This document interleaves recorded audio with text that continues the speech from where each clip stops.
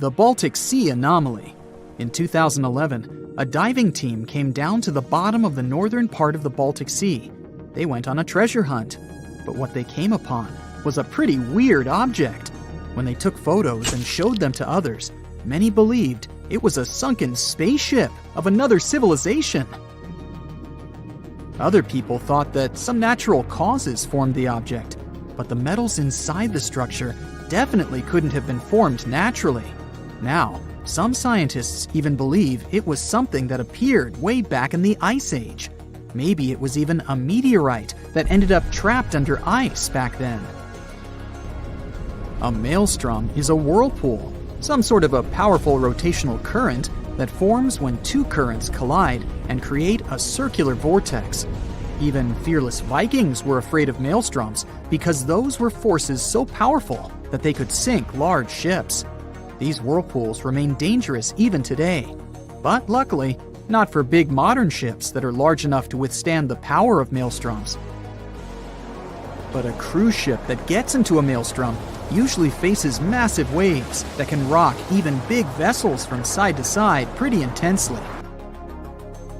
A maelstrom can be so strong, it can turn into some sort of an underwater black hole. Yep, black holes are not only present in the cold expanse of space, you can find them here on our home planet too, swirling in the oceans. They're similar to those in space, since they're compacted so tightly that nothing they trap can escape. Underwater black holes often span up to 93 miles in diameter. And if you got into one of those, you probably wouldn't even know it. These black holes act like vortices, but because of their size, even professionals can hardly see their boundaries. Here's something relaxing. Next time you go to the beach, pay attention, and maybe you'll see an optical phenomenon called the green flash. You can see it shortly after sunset or right before sunrise. It occurs when the sun is almost completely below the horizon, while its rim, the upper one, is still visible.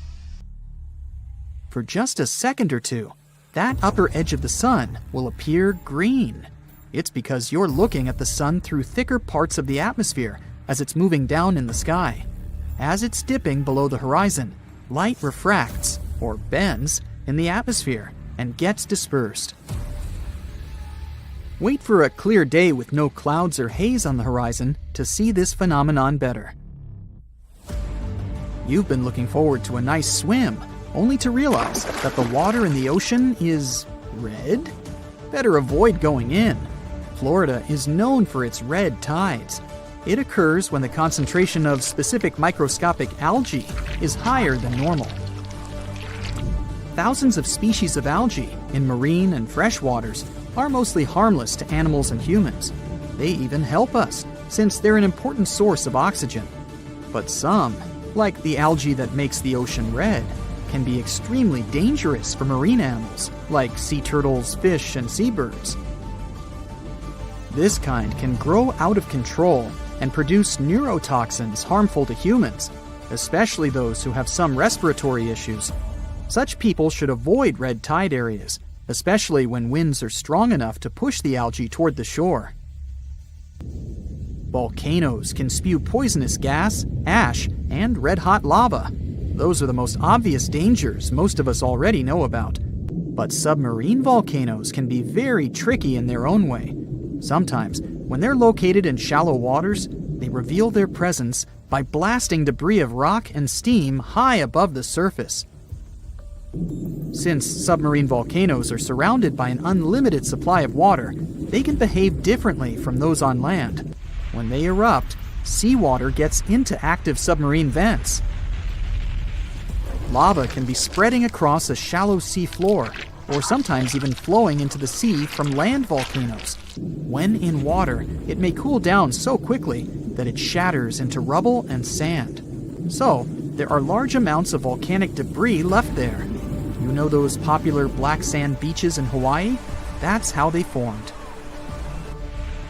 Hot lava and powerful eruptions certainly don't sound safe, but submarine volcanoes in deeper waters are equally dangerous. Even though they're not necessarily erupting, they produce pockets of bubbles. These bubbles reduce the density of the surrounding waters, which can even sink ships. The worst thing is that when you look at the surface of the ocean, you can't understand something's wrong. But at the same time, tiny bubbles are there, causing ships to lose buoyancy, and with very little warning. A cross sea is a rare phenomenon, beautiful to observe, but also very dangerous. It's when you see square waves, which are more common in shallow parts of the ocean. That's something you can often see in France or on certain beaches of Tel Aviv, but it can also happen in many coastal areas across the world. A cross sea occurs when two wave patterns travel at oblique angles. They form this checkerboard-like pattern. It mostly happens when two swells meet, or when a swell pushes waves in one direction, while a strong wind pushes them in another. These square waves can be dangerous for swimmers and boaters. The waves produced by strong ocean currents can be pretty unpredictable and tall, sometimes up to almost 10 feet. This phenomenon is sometimes called white walls. These waves can be so powerful that they can turn over even big boats. If you fill a clear glass with some ocean water and take a closer look, you'll see it's full of very small particles. Seawater contains dissolved salts, fats, algae, proteins, detergents, and other bits of artificial and organic matter. If you shake that glass, you'll see tiny bubbles forming on its surface. That's how sea foam forms when waves and winds agitate the ocean. When you see thick sea foam, algal blooms might have caused it.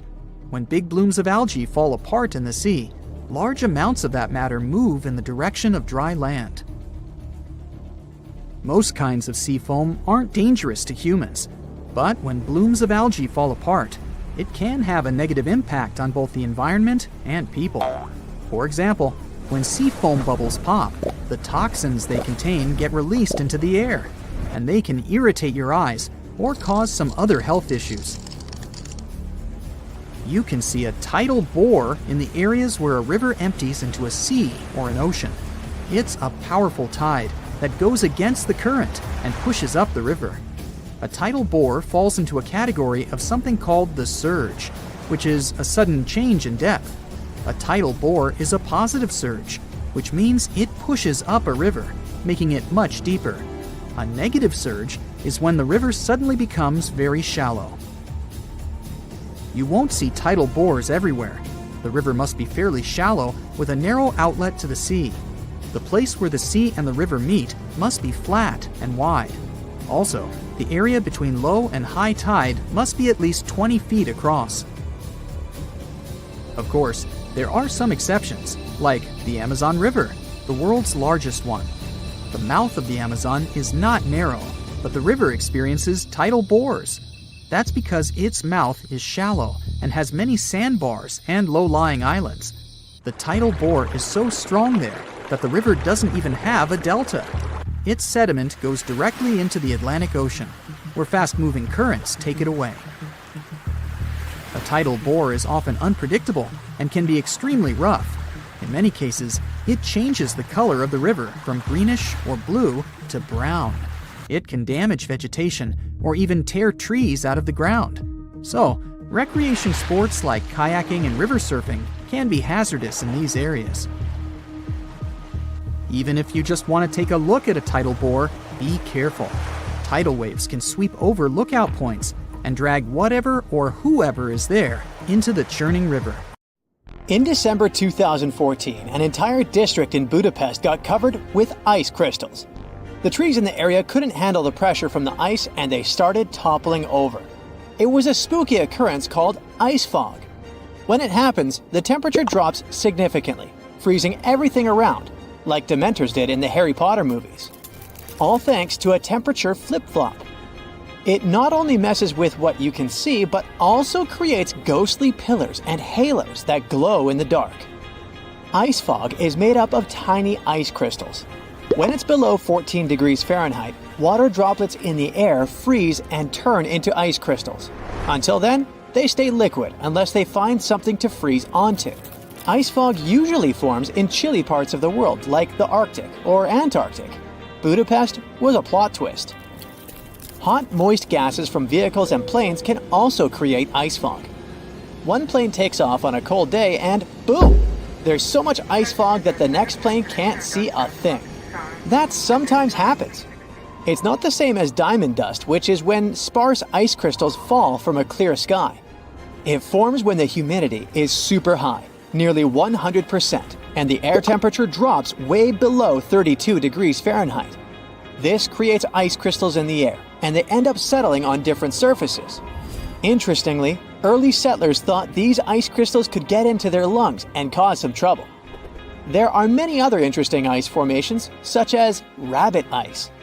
It occurs when the air is chilly but the ground is yet to embrace the frosty vibes. The sap inside plant stems expands as it freezes, making the stems crack open. Once it happens, liquid slips out, meets the frosty air, and turns into thin layers of ice, creating beautiful petal or ribbon-like formations. Earthquake lights are another weird and unique phenomenon. When a powerful magnitude 8.1 earthquake hit Mexico in 2017, images of strange green and blue lights in the sky flooded social media. These so-called Mexico earthquake lights added another layer of mystery. Similar to ball lightning, earthquake lights are pretty rare. Fascinating, but tough for scientists to figure out. What makes it tricky is that the instances of luminosity around earthquakes don't all look the same. There are both theories and myths about this thing. The lights can appear in many different shapes, forms, and colors. Digging into history, researchers examined 65 accounts of these lights dating back to 1600 CE. For instance, on November 12, 1988, people reported a bright purple-pink globe of light along the St. Lawrence River in Quebec, just 11 days before a powerful quake. In Pisco, Peru, the lights took the form of bright flashes captured on security cameras before an 8.0 magnitude earthquake in 2007. And before a 2009 earthquake in L'Aquila, Italy, folks saw 4-inch flames of light flickering above a stone street. Yet, there are still debates about whether earthquake lights are real or not. The U.S. Geological Survey is a bit cautious, not sure whether individual reports of unusual lighting around the time and place of an earthquake truly represent earthquake lights. In one study, scientists theorized that these lights were caused by electric charges activated in specific types of rocks during seismic activity, like turning on a battery in Earth's crust. Some rocks, such as basalt and gabbro, have tiny crystal defects. They might release electrical charges into the air. Researchers estimated that the conditions needed for the creation of these lights existed in less than 0.5% of earthquakes worldwide. It could explain their rarity. They also noted that the lights tend to show up more often before or during quakes than afterward. An earlier study suggested that tectonic stress could create a piezoelectric effect where quartz-bearing rocks produce strong electric fields when compressed. Yet, studying earthquake lights is tough because they're unpredictable and short-lived. Time to talk about a sudden ring around the moon or sun. You're walking with a friend and suddenly see this sun halo. It's nature's warning. A snow or rainstorm is coming. These halos form when bazillions of tiny ice crystals in clouds refract sunlight. Resist the temptation to stare at this wonder directly. It can damage your eyes. Grab sunglasses and then admire it for about 40 minutes. Nature sends other early warnings too. If the sea mysteriously recedes, showing coral and fish, a tsunami might be on the way. Watch out for rip currents on the beach. Sharks might be fleeing a storm if they come unusually close. Feeling your hair stand on end and jewelry buzzing? Lightning might strike nearby. Seek shelter. Avalanches, green storms, and lakes near volcanoes are all potential dangers. Cross seas are extremely dangerous. Cave exploration during a full moon might cost you your life. If the ocean turns reddish-brown, avoid swimming. There might be toxic algae in the water. Animals sense disasters too. If they act strangely, pay attention. There's a fascinating blue glow around Matsu Islands on summer nights. It's caused by tiny glowing creatures. Tourists love watching this beautiful spectacle, but there's a downside. It's toxic and getting bigger each year, as revealed by a study. Despite its romantic appearance, this phenomenon is harmful. A team of oceanographers used satellite data to track its growth over 19 years.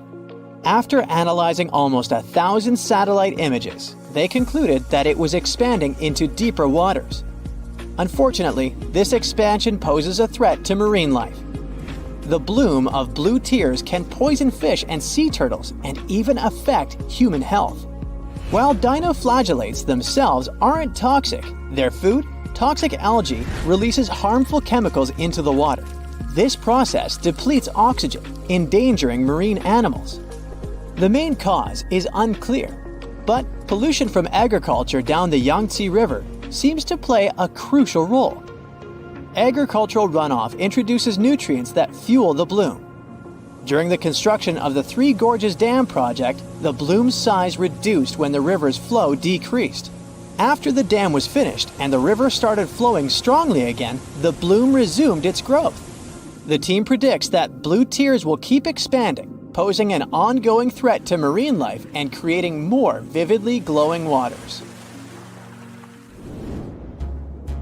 A katabatic wind or drainage wind happens when dense cold air descends from a higher elevation down a slope due to gravity.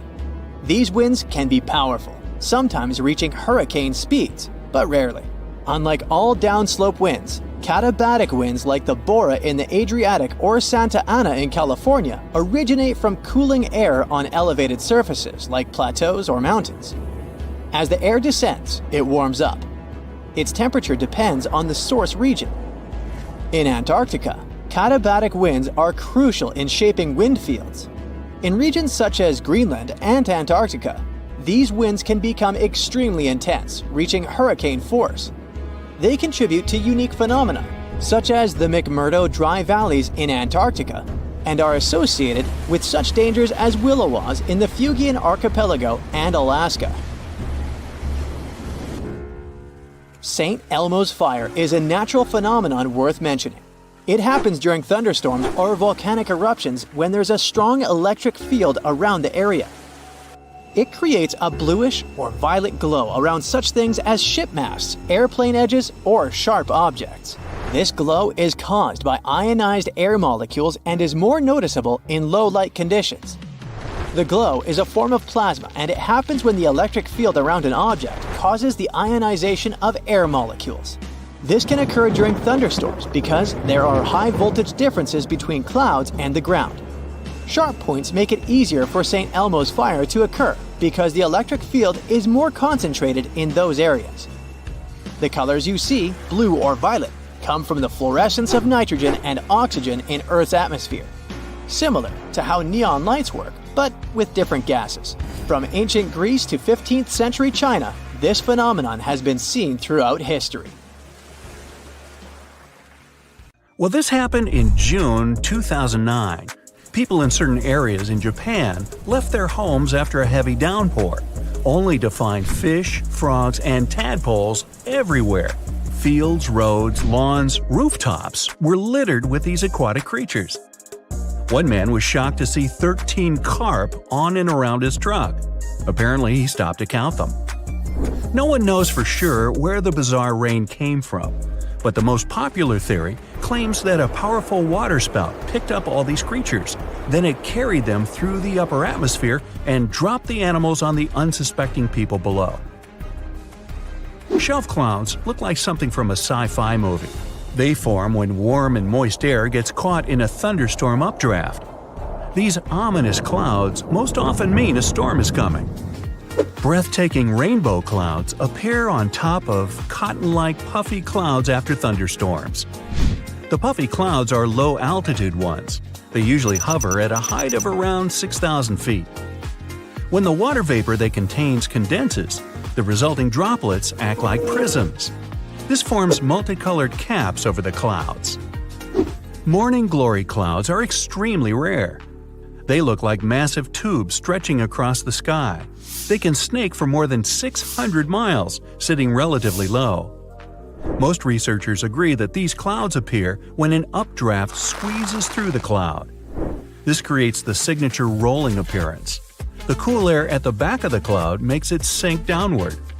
The best, but not the only place to see morning glory, is Australia's Gulf of Carpentaria. If you decide to travel there to see these clouds, choose a period from late September to early November. It was 2012 when the sky turned first ominous dark, then yellow. After that, blue gelatinous balls started to fall to the ground.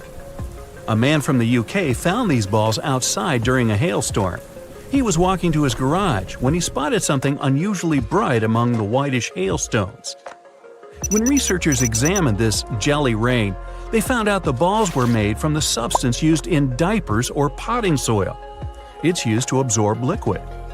It's still unclear whether the balls fell from the sky, or maybe the melting ice made a few already existing crystals expand in the blink of an eye. Huge white lumps over your head are called mammatus clouds. They can make you believe the sky is falling. Most clouds form when the air rises into the atmosphere, but not mammatus ones. They appear when moist and cool air goes down and mixes with dry air. The result? Unique puffed rice clouds. By the way, if you spot this phenomenon, bad weather is just around the corner. Whoa, mama! Colorful nacreous clouds occur extremely high in the atmosphere. I mean, twice as high as a commercial airplane's cruising altitude. The air at such heights is extremely dry and cold. Ice crystals in nacreous clouds are much smaller than those that form more common clouds. They scatter light in a different way, and this gives the clouds their mother-of-pearl appearance. Blood rain looks more terrifying than any horror movie. But in reality, there's nothing strange or unnatural about this weather phenomenon. People have known about such scarlet-tinted rains since the time of ancient Rome. Sometimes powerful winds lift red dust into the atmosphere and carry it far, far away, to another galaxy. In the end, this dust gets mixed with clouds, which colors the rain. By the way, dust from coal mines can make the rain black. Pollen is responsible for yellow rains, and some other kinds of dust can turn the rainwater white. In Australia, it sometimes rains spiders. That's because these creatures can balloon. That's a highly unusual way of traveling. A spider climbs to the very top of a tall tree or shrub, and then it spins several strands of silk. These strands help the spider to be carried away by the wind. It's not easy to spot ballooning, but sometimes, if the weather is especially damp and unpleasant, mass ballooning happens, and then you can't help but pay attention. Millions of spiders set off on a journey to find another place with better conditions. It may seem like it's snowing outside, but no, those are spiders drifting down to the ground. Ever see huge round discs in the sky? Most likely, those were lenticular clouds. They usually form over large and high places like mountains or hills. When strong winds bump into some barrier, this creates an air wave. The air kind of wraps around the obstacle, and the higher the barrier is, the colder the air that's rising over it becomes. At some point, the moisture it contains turns into water droplets, and they form the unusual clouds. Lenticular clouds can look like waves, a pizza, or even a stack of pancakes. How yummy! Volcanic tornadoes are possibly one of the most terrifying natural phenomena. When a volcano erupts, it spews red-hot rock and ash high into the air. As for solid lava pieces and hot gases, they travel down the volcano slope. When this flow moves down, some of the trapped gases begin to rise and spin at the same time. They get squeezed by the surrounding air, which makes them spin faster and faster. That's how a volcanic tornado gets born. Luckily, this phenomenon has a very short lifespan. On March 19, 2018, the inhabitants of Alabama had to run for their lives. Otherwise, they would have been hit by huge chunks of ice falling from the sky. It was the infamous hailstorm that caused millions of dollars worth of damage. After the hailstorm, the area looked gloomy. Broken shop windows, smashed car windshields, busted billboards, holes in the roofs. At least, researchers got excited when they found a hailstone near the town of Cullman. This softball-sized monster was more than 5 inches across. No wonder it set a new state record. Cylindrical snow donuts occur when a wind gust decides to make a snowball. It starts to roll some snow across a snowy area. If it were a real snowball, it would eventually become too heavy for the wind to move. But the snow donut's center is hollowed out. This happens because its inner layer is too thin and is blown away when the donut is formed. This makes it lighter than a snowball, and that's why it also rolls farther.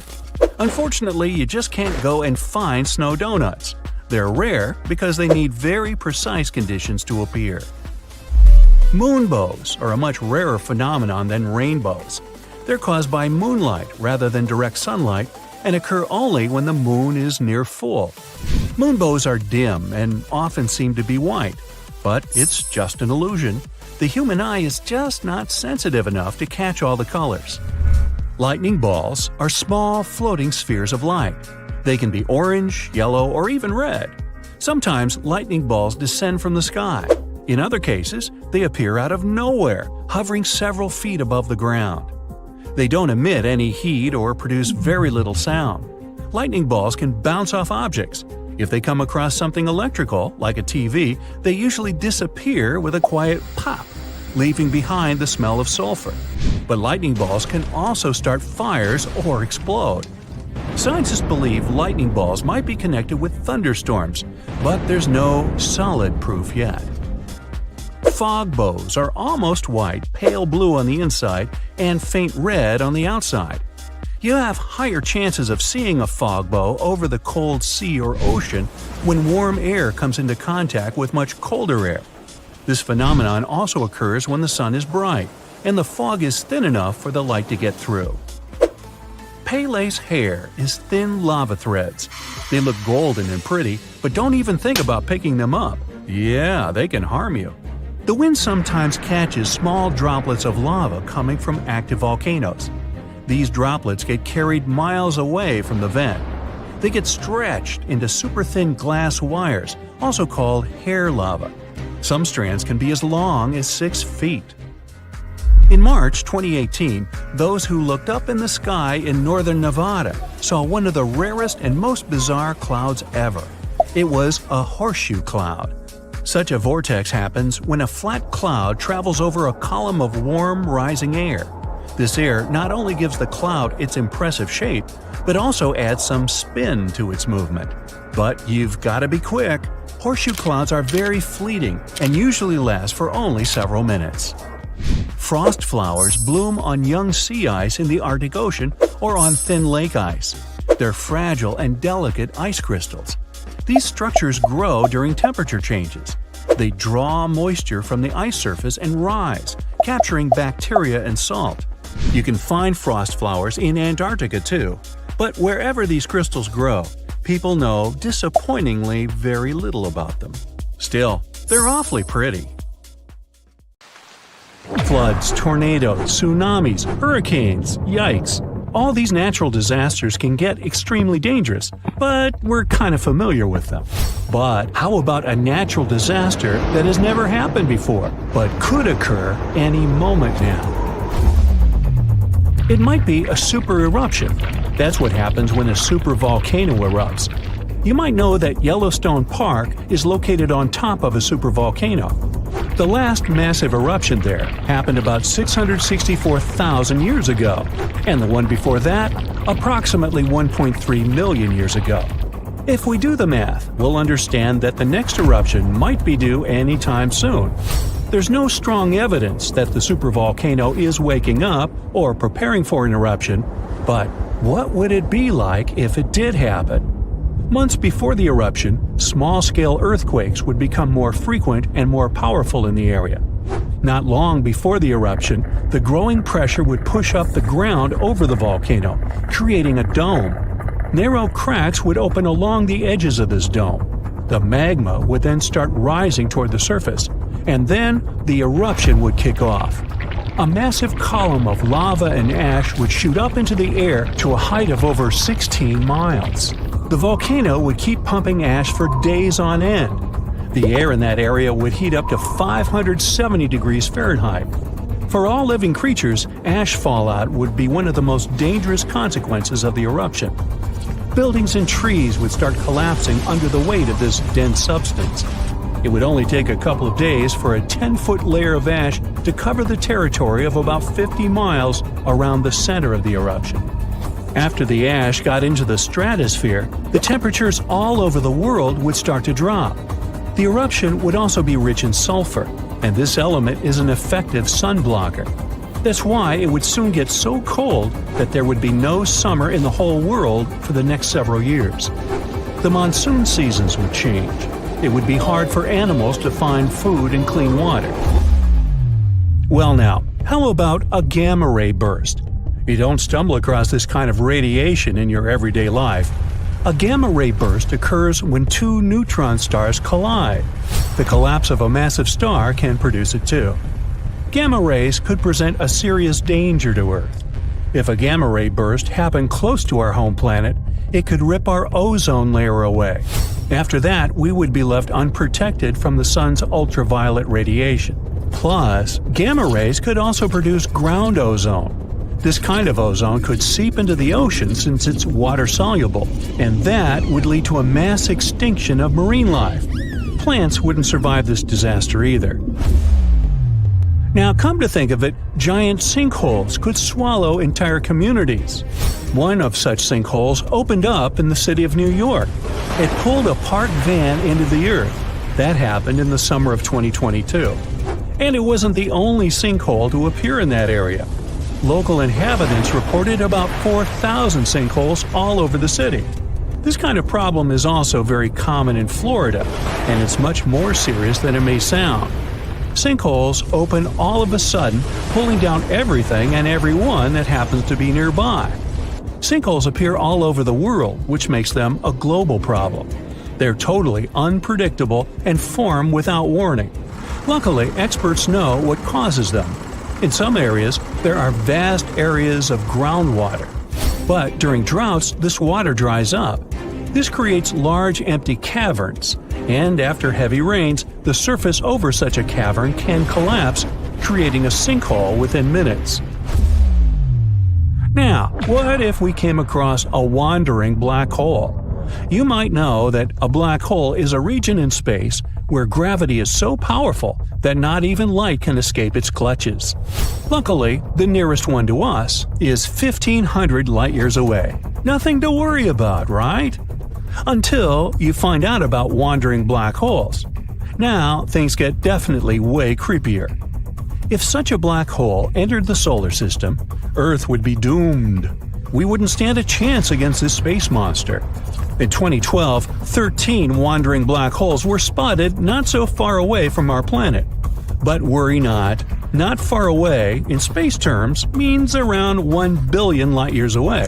So we've got some time left. Plus, the possibility of such a disaster is very, very low. Another natural disaster we haven't experienced yet is a mega flood. It's never happened before, but the changes in climate do make for a risky potential. It could start, let's say, in California. This state experienced some really bad flooding in the past. One of such floods stretched up to 60 miles across and 300 miles long. If a similar disaster happened these days, it would cause $1 trillion worth of damage. It would also uproot millions of people. Now let's talk about a hypercane. Judging from the name, this natural disaster might get extreme. A hypercane is a theoretical hurricane of unsurpassed power. It would occur if the ocean became overheated as a result of climate change, or because of a massive volcanic eruption. In any case, these conditions could create a hurricane that would stretch way beyond the lower stratosphere. And as you may guess, regular hurricanes don't do that. The hypercane speed would reach 500 miles per hour. The pressure inside would be low enough not to let the hypercane to wear out as quickly as other hurricanes. The hypercane could last for weeks on end. But the worst thing? it could damage or even destroy part of Earth's ozone layer, and the hole could be the size of the entire North American continent. Now, this disaster did happen before. About 66 million years ago. I bet you know what I'm hinting at.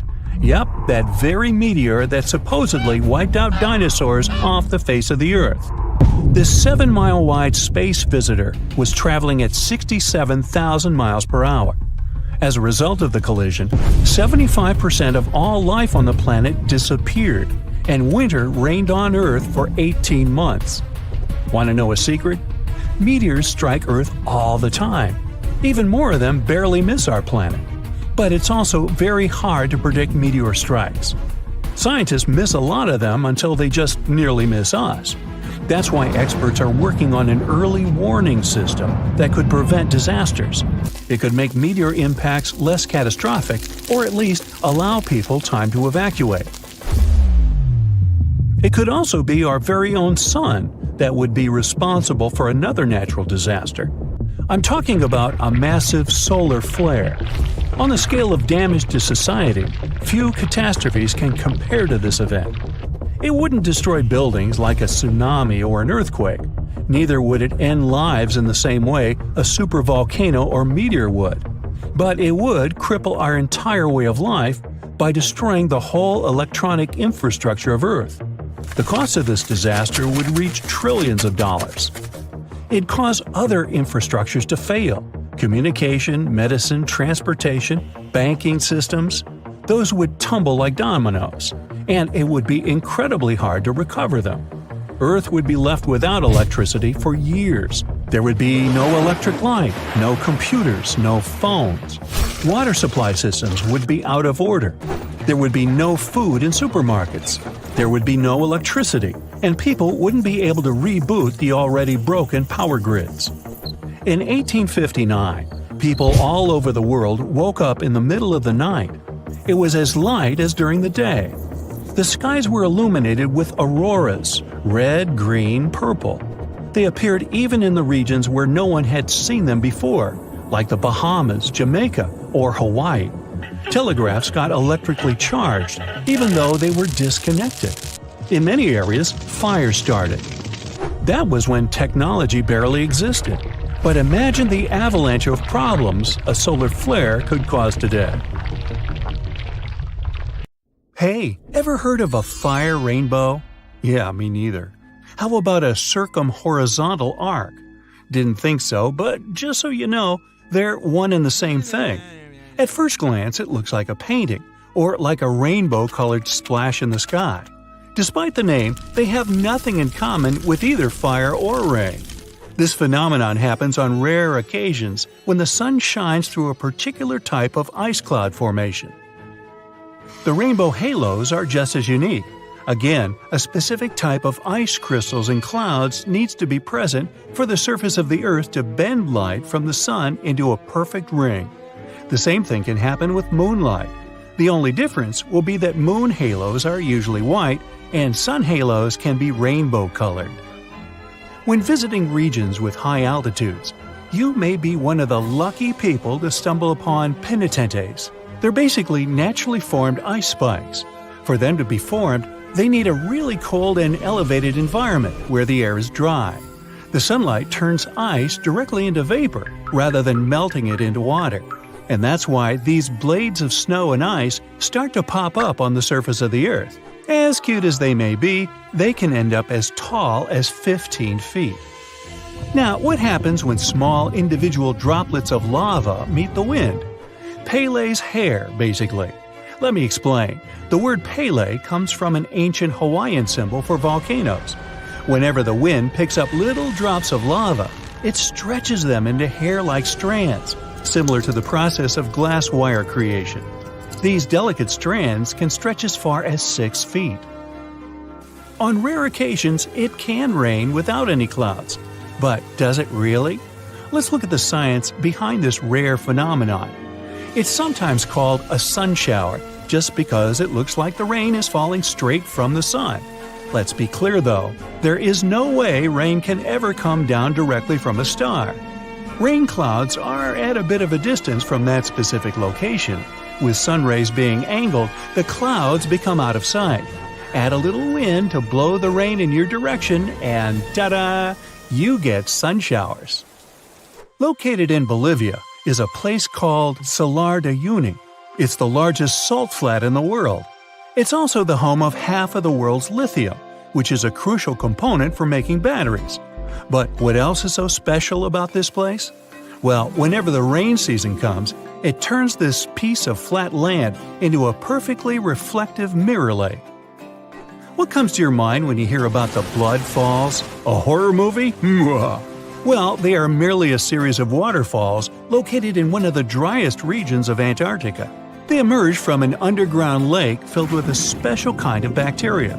These little organisms use sulfates as fuel instead of sugars, which makes them very intriguing for scientists. The water contained in this lake is so full of iron that it basically just rusts when it meets the air. Hence, the reddish color of the waterfall, which also gives it its trademark name. Okay, we all know the song, but it's not really made up. There is actually such a thing called a desert rose. It's not a plant though, but a unique form of the mineral gypsum. It develops in dry sandy places that can occasionally flood. This constant switching between a wet and dry environment lets the gypsum crystals emerge between grains of sand, trapping them and forming a rose-like shape. Ever heard of the Eye of Sahara? Scientists are still trying to figure out how it was formed. You can only see it if you fly above it, but it's basically a naturally formed dome that dates back to approximately 100 million years ago. And no, I wasn't around then. It has a rough diameter of 25 miles and consists of a bunch of concentric rings. The biggest one, or the central area, measures about 19 miles in diameter. Astronauts were some of the first people to notice it, and it's been studied ever since. In fact, even to this day, when landing in Florida, they know they're almost home when they see the Eye of Sahara. One of the most beautifully colored trees in the world is located in the Philippines and Indonesia. It's called the rainbow eucalyptus. It got its name because of its bark that switches colors and peels away as the tree ages. The bright green bark is the youngest, as it contains a substance called chlorophyll, usually found in leaves. It then switches to purple and then to the color red. And finally, it turns brown as it grows and loses the chlorophyll. Now, don't be tricked into thinking that's a whole forest. It's one single tree. And no, it's not some sort of optical illusion either. Let me explain. Underneath that soil, there is a complex network of roots that connects around 47,000 tree-like shapes you see above the ground. It's called the quaking aspen. Some of these trees are among the oldest and largest organisms in the world. Now, here's a good destination for all travelers, or maybe not so good after all. The most lightning-stricken area in the world, according to recent data released by NASA, is Lake Maracaibo in Venezuela. Out of all the days in a year, 300 of them feature thunderstorms in this location. What makes this area so unique, though, that storms happen so often? Well, it's because where cool mountain air meets the warm, moist breeze and generates electricity over the lake. The Eternal Flame Falls are located in upstate New York, near the Canadian border. In this region, there is a tiny waterfall with a big secret, a spark about 8 inches tall. Turns out there's a natural gas seep that provides fuel to the flame behind the waterfall. The waterfall provides enough coverage so that it stays lit pretty much every time. Hikers do enjoy to relight it if they see that it's been blown out. This phenomenon is actually quite common, but this one gained more popularity because it is younger than most. And it looks very good in pictures, let's be honest. I've heard of yellow sand, white sand, and even black sand here or there.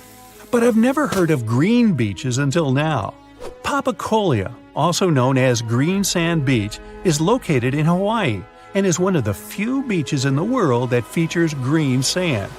The unique coloring comes from olivine rock that was formed when a nearby volcano erupted. Actually, in Hawaii, all the volcanoes are nearby. Move over green sands because some of the other beaches around the world can even glow at night. And it's completely natural. The culprit? A little thing called photoplankton, or microalgae as they're sometimes called. They're basically little plants that contain chlorophyll and need sunlight in order to live and grow. Most photoplankton kinds are able to float in the upper part of the ocean, where the sunlight can still reach them beneath the water. When the photoplankton gets agitated by the movement of waves and currents, they emit light, which looks like some glow during the night. These special microorganisms are found on beaches in a lot of places around the world, such as the Maldives, Puerto Rico, and the Everglades. At the base of a mountain located just outside of Afton, Wyoming, is a little river called the Intermittent Spring. There are only 3 of this kind in the whole world, but what makes this little string of water so mysterious? Well, the fact that it starts and stops every few minutes. Scientists have yet to pinpoint precisely why this happens. They speculate that it's basically just a siphon effect that happens deep within the ground that causes the river to just start and stop so often. Should you ever be interested in checking it out, be sure to do so in the late summer, as that's when the intermittent spring is most active. Do you see the irony here? You can only see the spring in the summer? Okay, I'm done. You're in the Atacama Desert in northern Chile, one of the driest places on Earth. But this desert has a beautiful secret. Every 3 to 5 years, flowers pop up out of nowhere. It's so famous, it's also called the flowering desert. Seeds lie around in the ground just waiting for some rain. When the desert gets enough water, about 200 types of flowers sprout up. The yellow sands of the Atacama turn purple, white, green, and even pink. Another mystical phenomenon that can be seen in the desert is called a sand waterfall. When the wind brings a lot of sand to the edge of the canyon, it begins to fall down. Now amplify this effect 100 times and you get a sand waterfall in Saudi Arabia. It really is like Niagara Falls, only there's not a drop of water. The locals say this phenomenon warns of an impending sandstorm. Fairy rings, also known as elf rings or pixie rings, are mysterious circles of mushrooms that appear in grasslands and forested areas. There's a lot of debate about why these fairy rings form a nearly perfect circle. Some superstitions claim that fairy dances would burn the ground, causing mushrooms to rapidly grow. In southern India, between July and September 2001, people witnessed one of the strangest weather phenomena in recorded history. The rain was red. What many would have thought to be a typical rainstorm left them shocked. The color was bright enough to stain clothes. There were other colors too, such as green, yellow, brown, and even black. In the middle of a monsoon, red rain started to fall, and so did periodically for several weeks. Researchers have found this unusual rain is stained either by dust or algae, so don't try to catch any on your tongue. Scientists aren't entirely sure how the algae got all the way up there. This does make events like this a little unsettling. Now, people who live in rural central Norway over the Hessdalen Valley can often witness floating lights of white, yellow, and red cross the sky. The lights appear both at day and night, and once back in the 80s, the 1980s, they were spotted 15 to 20 times in a single week. The Hessdalen lights can last just a few seconds, but sometimes they can last more than an hour. The lights move, seeming to float or even sway around. Some scientists believe that the reason for these lights is due to ionized iron dust. Others say it's a combination that includes sodium, oxygen, and hydrogen.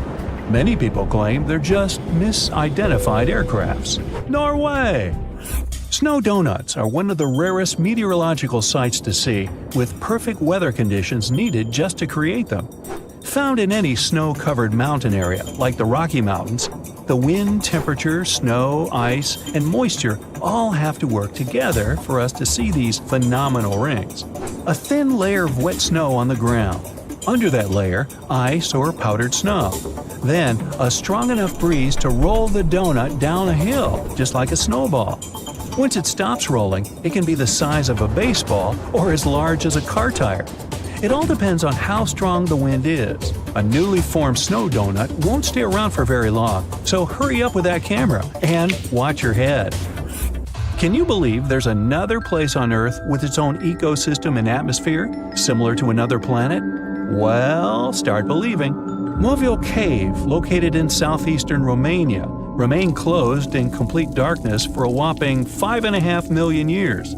It wasn't until workers discovered the cave, when they were looking for a place to build, that anyone learned about it. Scientists carved out an opening to the cave and found that a completely sustained ecosystem was thriving inside.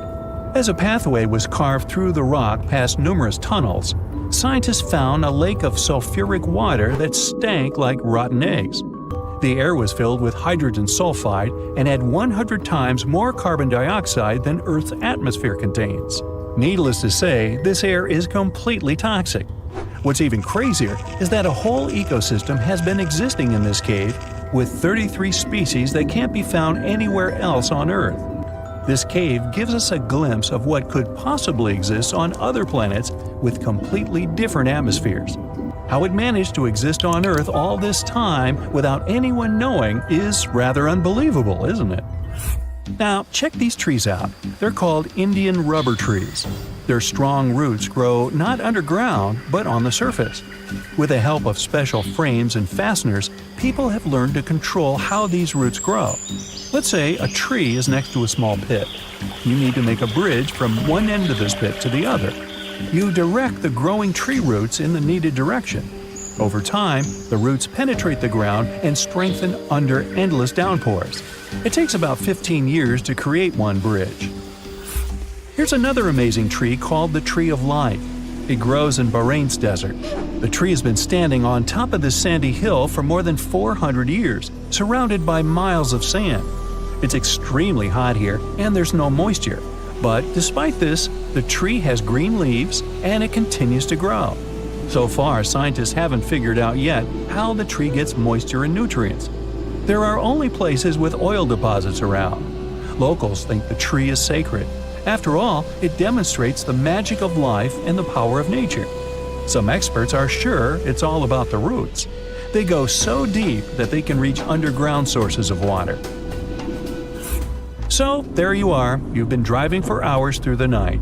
You didn't have any chance to sleep, so your mind is hanging by a thread.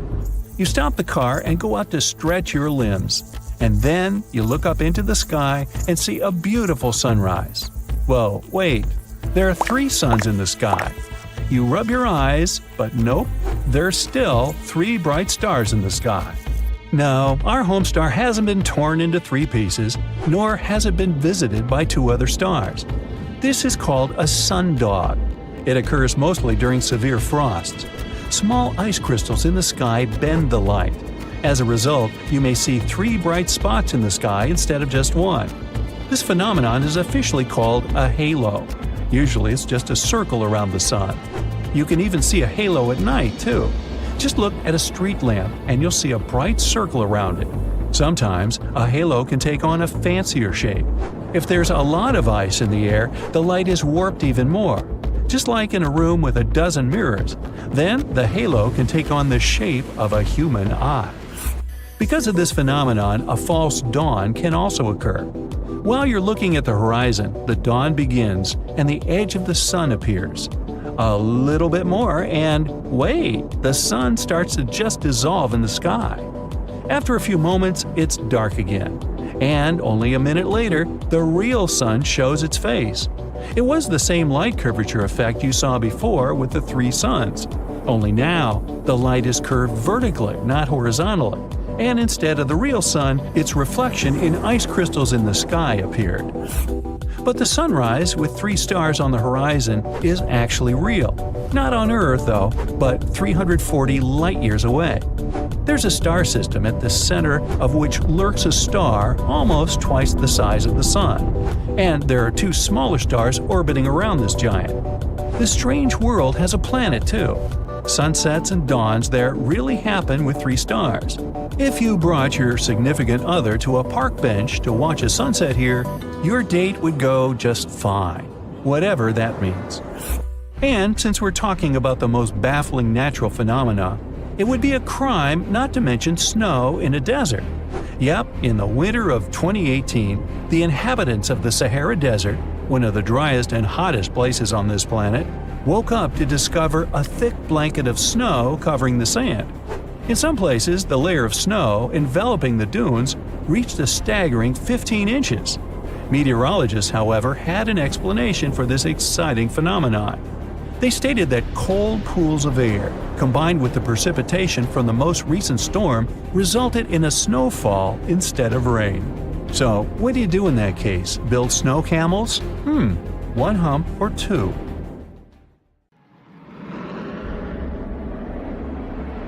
You're dozing off in your window seat on a plane. It's getting dark since it's almost 11 p.m. Suddenly, something wakes you up. You glance out of the window and see a really strange phenomenon. Something that creeps you out. There are bright red, huge flashes illuminating the sky at a distance. They resemble some nightmarish jellyfish. Those are sprites, also called red sprites due to their color. They're also known as cloud-to-space lightning. These varied visual shapes flickering in the night sky are large-scale electric discharges, which is a clever word for a lightning strike. They occur high above thunderstorm clouds at altitudes of 30 to 56 miles. That's why you can see them so well from your plane window. The coolest thing about sprites is that they're positively charged lightning. This is a very rare type that makes up a mere 5% of all lightning strikes.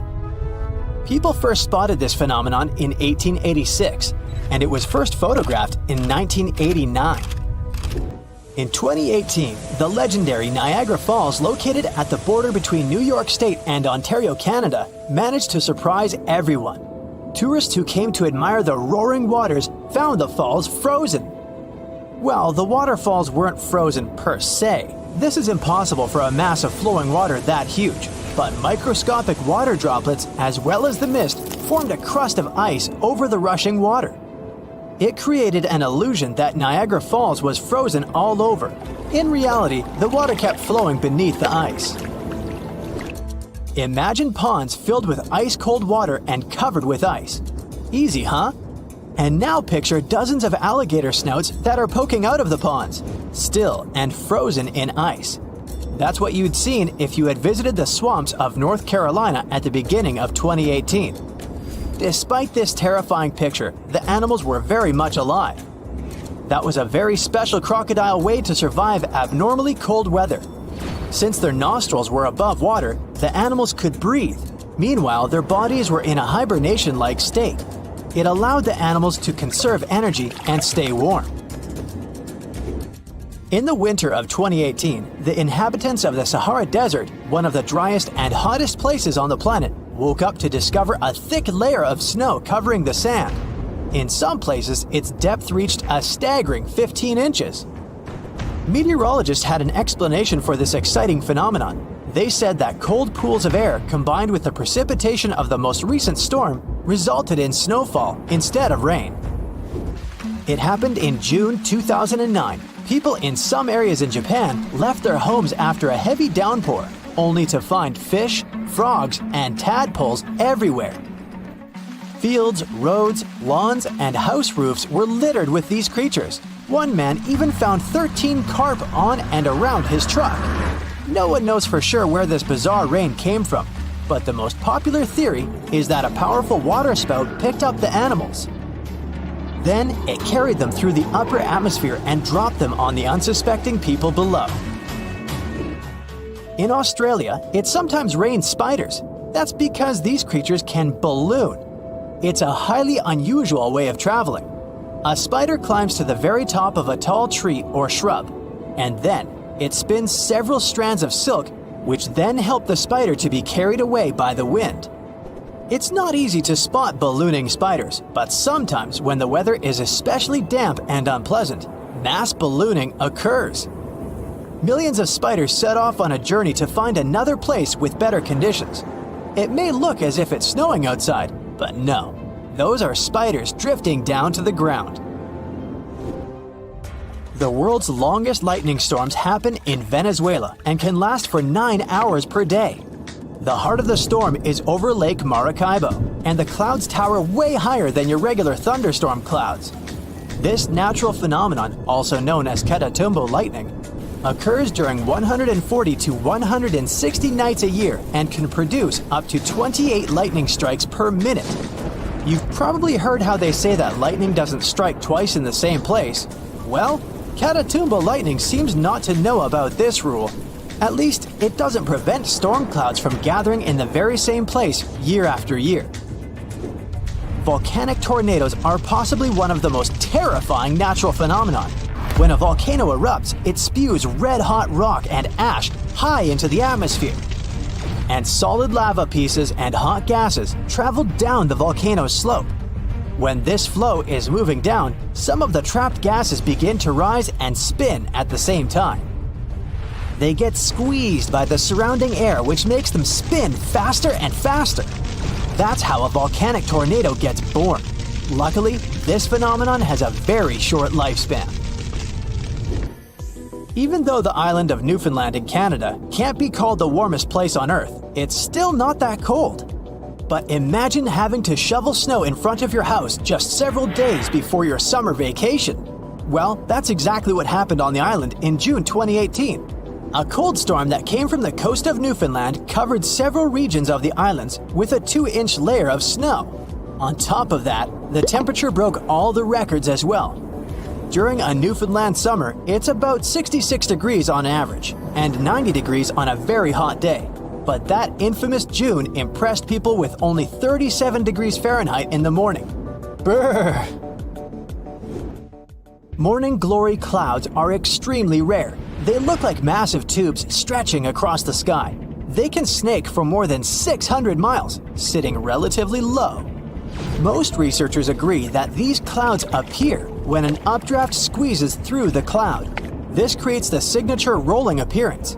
The cool air at the back of the cloud makes it sink downward. The best but not the only place to see the morning glory is Australia's Gulf of Carpentaria. If you decide to travel there to see these clouds, choose a period from late September to early November. On March 19, 2018, the inhabitants of Alabama saw huge chunks of ice falling from the sky. It was the infamous hailstorm of Alabama which caused millions of dollars worth of damage. After the hailstorm, the place looked ruined. Broken shop windows, smashed car windshields, broken billboards, and holes in the roofs. But what made researchers really excited was a hailstone found near the town of Cullman, Alabama. This softball-sized monster was more than 5 inches across, setting a new state record.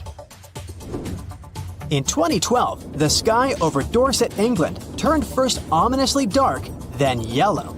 After that, blue gelatinous balls started to fall to the ground. A local man was walking to his garage when he spotted something unusually bright among whitish hailstones. When researchers examined this jelly rain, they found out that the balls were made of the substance used in diapers or potting soil.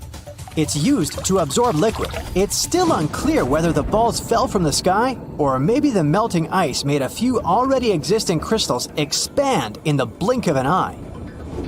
In March 2018, people in northern Nevada could see the rarest and most bizarre cloud ever, a horseshoe cloud. It sure looks bizarre and kinda scary. But meteorologists know that this interestingly shaped vortex happens when a flat cloud travels over a column of warm, rising air. This air creates the shape and adds some spin to the cloud's movements. Such clouds are very fleeting and usually last for only several minutes. Cylindrical snow donuts occur when a wind gust decides to play snowballs. It starts to roll some snow across a snowy area. If it was a real snowball, it would eventually become too heavy for the wind to move. But the center of a snow donut is hollowed out. This happens because its inner layer is too thin and gets blown away when the donut is formed. This makes it lighter than a regular snowball. That's why it also rolls further. Unfortunately, you can't just go and find snow donuts. They're rare because they appear in very precise conditions. You feel some rumbling from below.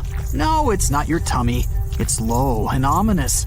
You look up and see strange lights hanging above the ground. They look like shimmering balls of light hovering high up in the sky. Your throat goes dry and you gulp.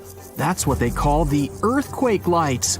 This phenomenon is poorly understood, but witnesses say they've seen it in different shapes and sizes. It could be in the form of light balls, sheet lightning, streamers, and a steady glow in the sky. Soon after, a strong earthquake follows. Scientists can't explain why those lights appear, and they don't always do either. Some believe that's a reaction of underground gases released into the atmosphere. Sure enough, an earthquake begins. But lucky you, it's not as strong as you expected. The ground is shaking, but you even manage to keep your balance. It stops as abruptly as it began, and you walk home. On the way home, you see a flash and hear a whip crack. Lightning has struck a lone tree near where you just stood. It's caught on fire, and there's a column of flames rising to the sky. Still no rain, and the pillar becomes taller and taller. Have you heard of such a thing as a fire tornado? These phenomena occur when the wind is caught in a circle close to the ground because of the difference in air pressure. Such mini tornadoes are usually easy to notice. Small rubble, dust, sand, and leaves rise into the air and start flying in rapid circles. But then, if there's a source of fire nearby, the funnel can catch it and blow it stronger, like bellows. The flames go round and round, reaching ever higher and eventually creating a swirling, blazing tower. Luckily, fire tornadoes are short-lived and don't normally cause much damage. But don't try to hide from the storm under that tree. You can find this unusual plant in Florida and in some parts of the Caribbean coast. Externally, it doesn't look special at all. A gray trunk, green leaves, and fruit similar to small apples. What you must remember is never to pluck these apples and never stand next to the tree, especially if it's raining. This is the manchineel tree, which is considered the most dangerous in the world. Its trunk, bark, branches, and fruit contain poisonous juice. One drop of this corrosive acidic liquid can harm your skin a lot. The tree can secrete this juice, and if you accidentally touch it, you risk burning your hand. When it rains, water droplets fall on the tree and mix with the poison. Water can also bounce off the bark and get on your skin. That's why you shouldn't stand nearby either. There are almost no other shrubs or mushrooms growing around. Animals avoid these trees, and people don't chop them and don't pluck the fruit. You can't make a bonfire from their branches. Burning wood emits poisonous smoke that can damage your eyes. Locals know this tree well, but tourists and travelers might accidentally get harmed. That's why most manchineel trees are marked with paint or have a warning sign. In western Venezuela, locals living close to the Catatumbo River aren't afraid of lightning because they see it almost every single night. It starts at around 7 o'clock and doesn't stop until dawn. The everlasting Catatumbo lightning did once stop for a few months, from January to March 2010. It was probably due to drought, or maybe the charge ran out. In 1991, a scientist suggested that the phenomenon happens because of cold and warm air currents meeting in the area. Another theory is that the lightning could be due to the presence of uranium in the bedrock. Not all lightning happens inside clouds. There's a rare phenomenon called a dirty thunderstorm. The lightning happens above a volcano. The most famous is in Japan. It erupts almost every day and spits black clouds high into the air. So it's super scary volcano clouds plus lightning. Whoa! Regular lightning happens during a storm when ice crystals bump into each other. In a dirty thunderstorm, bits of volcanic ash collide, create friction, and spark up the sky. In the hottest and one of the driest places on Earth, Africa's Danakil Desert, temperatures often rise above 120 degrees Fahrenheit. The out-of-this-world landscape has many active volcanoes and geysers that spit out toxic gases like chlorine and sulfur. The vibrantly green, electric blue, and yellow waters are all rain and seawater warmed up by magma. One wrong step here, and you'd be gone for good. This happened in June 2009.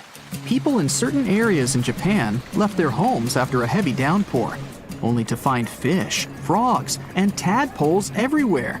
Fields, roads, lawns, and rooftops were littered with these aquatic creatures. One man was shocked to see 13 carp on and around his truck. Apparently, he stopped to count them. No one knows for sure where the bizarre rain came from, but the most popular theory claims that a powerful water spout picked up all these creatures. Then it carried them through the upper atmosphere and dropped the animals on the unsuspecting people below. And now, welcome to Abraham Lake in Canada. It's completely frozen. You step onto the transparent ice and look down at what lies beneath. No fish, just some mysterious frozen bubbles. They look like small clouds frozen in ice, or jellyfish who forgot to pack a winter jacket. There are thousands of these little bubbles made up of methane. But don't try to dig a hole in the ice to touch it. Methane is highly flammable. It's created by methane-producing bacteria that eats leaves, grass, insects, or any other organic stuff that gets into the lake. When the methane touches the frozen water, it turns into tens of thousands of frozen little balls. When the ice melts, they burst open and sizzle. Similar lakes can be found near some shores of the Arctic Ocean. There, the size of the bubbles can reach several times the size of hot air balloons. Beautiful for sure, but not exactly safe. The next shocking lake is in Indonesia, the island of Java. You come to a majestic volcano, overgrown with grass and trees. The volcano seems to be asleep, but smoke is pouring out of it. You climb to the summit. Exhausted, tired, sweaty, you're ready to cool off. Nice work, you made it to the top. You look into the mouth of the volcano. No boiling lava, just a beautiful, bright, turquoise lake down there. It looks like an oasis. Perfect time for a refreshing dip. You run down and get ready to jump in. But that's not water, that's acid! Sulfurous gases get into the lake from under the volcano. The lake itself is full of metals. When the gases touch them, they form that beautiful turquoise water. Acid. Better head back to the nearest village, rest, and come back at night when it's cooler. In the dark, the lake seems to glow. Right above it, you see light-filled, exploding little clouds. The sulfurous gases rise out of the lake, combine with the air, and flash bright blue. Still, don't get too close. The sea turns sinister red, and no living being can survive in it. Must be some dark magic. In fact, it's tiny algae that spread uncontrollably, giving the water this specific tint called the red tide. They have toxins that destroy sea mammals, birds, and turtles, as well as creatures that feed on them. For humans, contact with it ends in breathing problems or seafood poisoning. Sometimes even huge ships sink in the open seas for no visible reason. That reason is often the pockets of bubbles that underwater volcanoes produce even while they're sleeping. Those productive magma factories are hidden under 8,500 feet of water. When they wake up, they act just like land volcanoes, and they can cause destructive tsunamis. This tree looks like a bottle. No wonder it's called the bottle tree. It grows in Namibia and attracts many tourists. But don't get too close to the tree because it's one of the most dangerous on Earth. Milky juice flows inside the trunk. It's highly toxic to the human body. On the bright side though, the trees have beautiful pink-white leaves with a red core. There's a tree growing in Western Australia that was once used as a prison. A cell for criminals existed inside the Boab prison tree for a long time. People were usually kept there temporarily, just for one night. After that, they were taken to their final destination. The prison was built more than 1,500 years ago and has been perfectly preserved to this day. Tourists visiting this place can sneak a peek inside. The moon, our little companion, our only friend in the big, dark, cold space. It's not surprising that any event related to it, like solar or lunar eclipses, excites us. But how about the black moon, the blue moon, a supermoon? Have you ever heard of them? Well, let me tell you about it and how you can observe them. Let's get your calendars ready. The distance between the Earth and the Moon is 238,900 miles, I've measured. Feels not so far, doesn't it? But trust me, most people greatly underestimate this difference. Did you know that every planet in the solar system, including Jupiter and Saturn, would fit between the Moon and us? Yeah, I couldn't believe it myself. The Moon is tidally locked to the Earth. That's why it's always turned to us with only one side. There are a few phases in a lunar cycle. The new moon is the first phase. The sun illuminates the unseen side of our satellite, so we can't see the moon. It's almost invisible in the sky. The rising moon is the gradual growth of the light part. The full moon is the phase during which the sun completely illuminates the visible side. The descending moon is a gradual waning of the light part. And finally, another new moon, and the whole cycle starts again. There are 29.5 days in a lunar cycle, so it takes around a month if we're not talking about February. But why am I telling you all this? So you can better understand Black Moon, a rare astronomical event that happens once every 29 months or 2.5 years. This term doesn't exist in astronomy, as it was made up by astrologers. It's unofficial and has several meanings. Black moon may mean the second new moon in a month. Usually there's only one new moon per month, so having two is a rare phenomenon. It's caused by a slight discrepancy between the lunar cycle and the Earth's annual one, something like leap years. Black moon can also mean something else. For example, usually there are only 3 new moons per one season. Basically, one new moon every 30 days. However, if there are 4, the black moon means the third one. There are also some less popular meanings. For example, that's what people call February without a new or full moon. This happens about once every 19 years. But what's so special about it? The satellite is wholly hidden in the sky during a regular new moon. But during a black moon, you'll be able to see its dark silhouette. You'll have to choose a good place without city lights. If you live in a big city, you'll hardly be able to see it without a telescope. Also, since the sky turns black during this phenomenon, you'll be able to see different constellations that were hidden before, as well as Jupiter and Venus. The last time this happened was on April 30th, 2022. You could observe it in most parts of the United States, except for areas in the Pacific, Alaska, or Hawaiian time. Aloha! Yeah, unfortunately, if this is the first time you hear about the black moon, you've already missed it. Now you'll have to wait another 2.5 years. The next black moon will happen in September 2024 by standard definition and May 19, 2023 by seasonal definition. But hey, don't worry. You can always see another astronomical event once upon a blue moon. Now, I'm not mocking you, I'm being serious. You can still see the blue moon. Well, not literally, of course. The moon won't turn blue. That's just what astrologers call the second full moon in a month. The black and blue moons are similar by definition, but they're actually the opposites.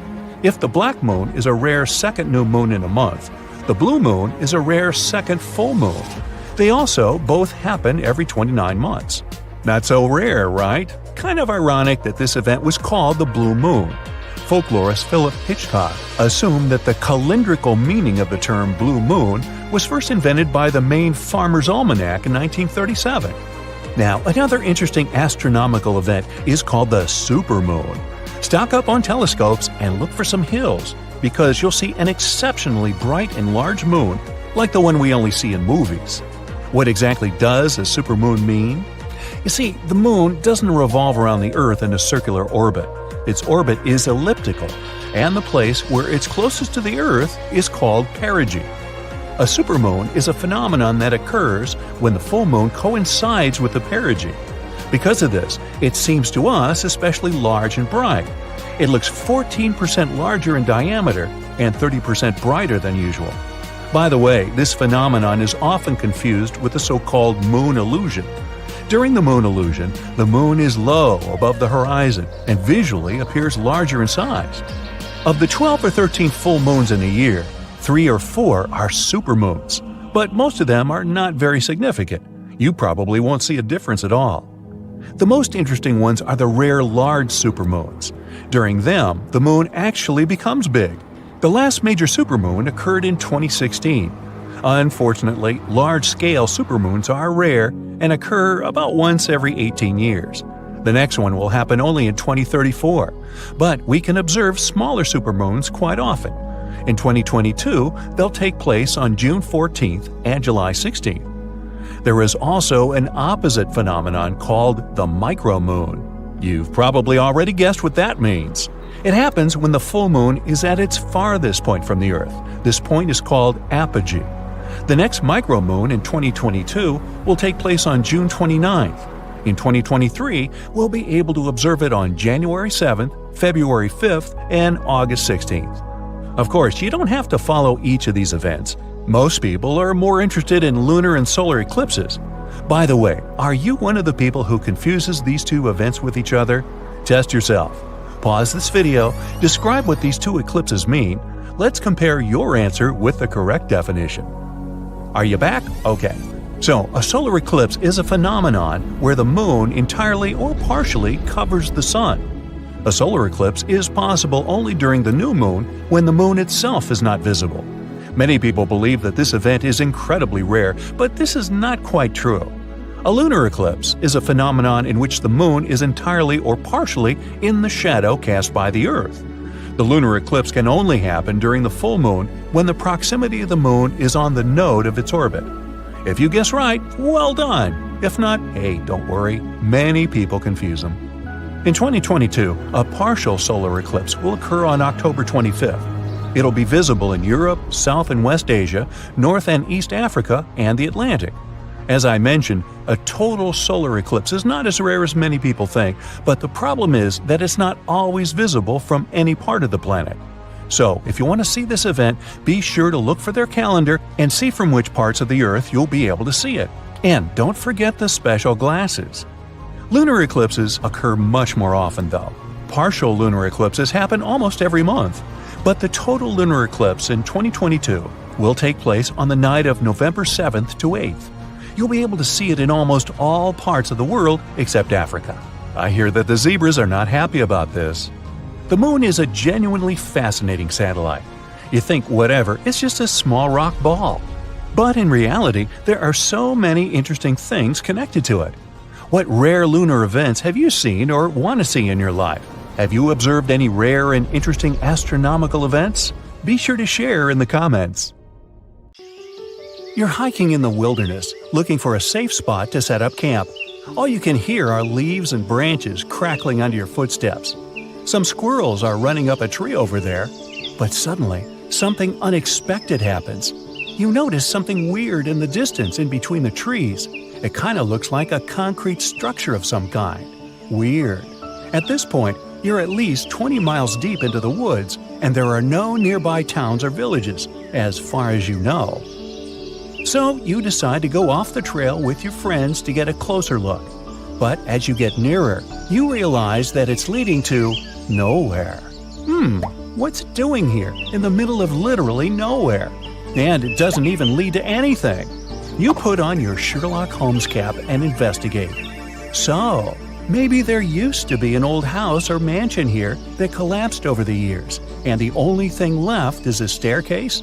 But, weirdly enough, after circling the bizarre structure, you realize there's no trace of any ruins or even foundations. It's like someone just sliced a staircase off their house, cake style, and plopped it here for no reason. Okay? You and your friends aren't really into getting a whole lot closer. Something feels wrong. The longer you look at this weird structure, the more you feel a super creepy presence. Something tells you you should probably leave the area as fast as possible. As weird as this sounds, discoveries of random staircases, illogically found in the woods, are surprisingly common. Some are made of wood, others of brick or stone. Some look ancient, while others look like they were finished yesterday. The one thing they all have in common, they all lead to absolutely nowhere, and they're all found in super mysterious locations. One of the most famous ones is in Chesterfield, New Hampshire. A long, medieval-looking staircase made of stones with Roman arches in the middle of the woods. It's believed to have been part of Madame Antoinette Sherry's castle. She was a big singer back in Paris. The castle dates back about 100 years, and it was later discovered again in 1962. This time, there was nothing but a staircase. Another mysterious ancient staircase dates back to 9,000 years ago. It's in a forest in Italy. It looks like a series of stairs that lead to a tiny platform at the top. Now, why go through all the trouble of building the thing if it leads to nowhere? Well, some scientists think it could have been some sort of ritual tower, but your guess is as good as theirs. There's an anomaly in the Indian Ocean known as the Indian Ocean Geoid Low, or IOGL. It produces the largest distorting natural gravitational force in the world. Heavy mineral deposits, many deep-sea trenches, and magma reservoirs disturb the magnetic field in this area. Earth's gravity changes in different places around the planet. It allows researchers to look for patterns and figure out what's happening beneath the surface. Higher gravity fields usually mean denser materials below, and vice versa. Some scientists believe that the anomaly might be a dent in the planet's mantle that is working its way up to the crust. The Niihau Island actually rejects the fruits of today's advancements. There are no cars in sight since the locals get around on foot or by bicycles. No wonder their legs have great definition. They thrive without running water, internet, or shops. The only school on the entire island is powered by solar energy with a backup generator. And what's awesome is that it's the only school in the state that's powered by the sun. Being a resident of the island, the local explains some ground rules the permanent residents must abide by. If they do break these rules, they can be evicted. Now, not far from Bangkok, in northeastern Thailand, there's a 75-million-year-old rock formation. These rocks look like three whales swimming together.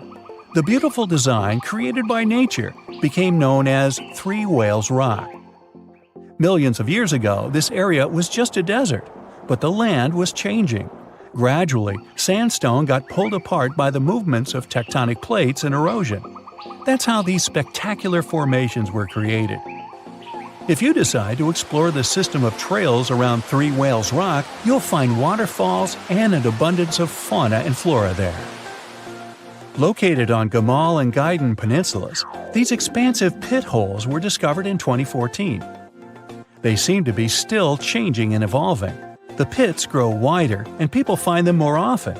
Of course, there's no shortage of theories about how they appeared.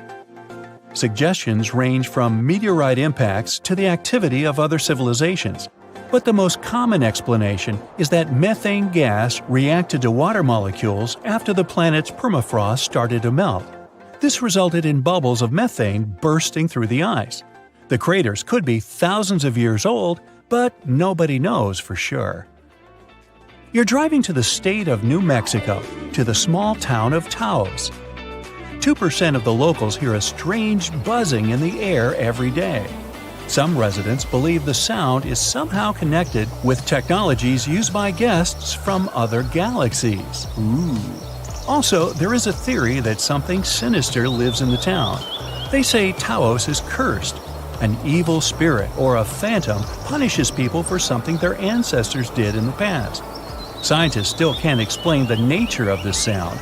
Another theory says it's caused by unusual acoustics of the location, while others think the buzzing is a hallucination.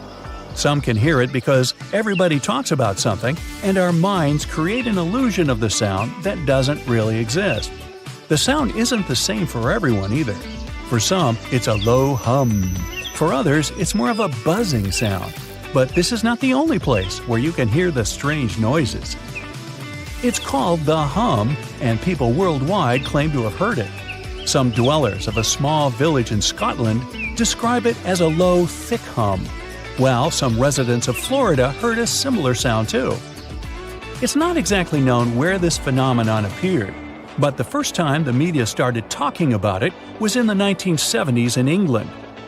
Also, there are written records of a mysterious buzzing dating back almost 200 years. According to some estimates, only about 2% of people on the planet can hear the hum.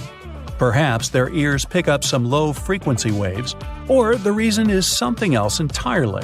Maybe, just maybe, they hear humming because the person doing it doesn't know the words to the song. Yeah, that joke is also 200 years old. A volcano in Indonesia spews bright blue lava and produces electric blue and purple flames. This phenomenon occurs because the volcano has some of the highest levels of sulfur in the world. You can also know you're near it by its foul stench. But I digress. And when sulfuric gases interact with scorching hot air and get lit by the molten lava, they turn blue. You can also find the world's largest acid lake inside this crater. Yup, it's a real stinker. Underwater rivers and lakes are called brine pools for a reason. High salinity makes the water in them denser than the seawater around. That's why it sinks to the bottom, forming rivers and lakes. Those have waves of their own, and these waves can sometimes lap up against the shorelines. If you went down there in a submarine, it would easily float on the surface of a brine pool. But without a submarine, swimming in such a lake would be too risky. They contain too much toxic methane and hydrogen sulfide. Yeah, I'd pass on that too. But hey, be my guest. Cave of Crystals in Mexico is home to the world's most unique crystal formations. Thanks to super rare conditions in the cave, crystals there grow to unbelievable sizes. The air inside is incredibly humid. The water contains tons of minerals that boost the growth of the Milky White giants. Some of them are longer than telephone poles. Cylindrical snow donuts occur when a wind gust starts to roll some snow across a snowy area, as if making a snowball. If it was a real thing, it would eventually become too heavy for the wind to move. But a snow donut's center is hollowed out. This happens because its inner layer is too thin and is blown away when the donut is formed. This makes the thing lighter than a snowball. That's also why it rolls further. Unfortunately, snow donuts are rare because they need very precise conditions to appear. The Danakil Depression in Ethiopia is probably one of the most bizarre-looking places you'll ever see. It's dotted with neon-colored hot springs, lava pools, and vast salt flats. You've got to be especially careful there. Toxic gases are swirling over hydrothermal fields, and many pools are super acidic. So, don't go swimming. Until at least 30 minutes after lunch. Just kidding. And finally, there's nothing mysterious about 28,000 rubber ducks found in the sea in 1992. That's when a ship transporting bath toys got lost in the ocean while traveling from Hong Kong to the U.S. Some of these ducks are still floating in the ocean several decades later. They've been spotted in South America, Alaska, Hawaii, and even Australia. And they make bath time lots of fun. Ooh, rubber ducky.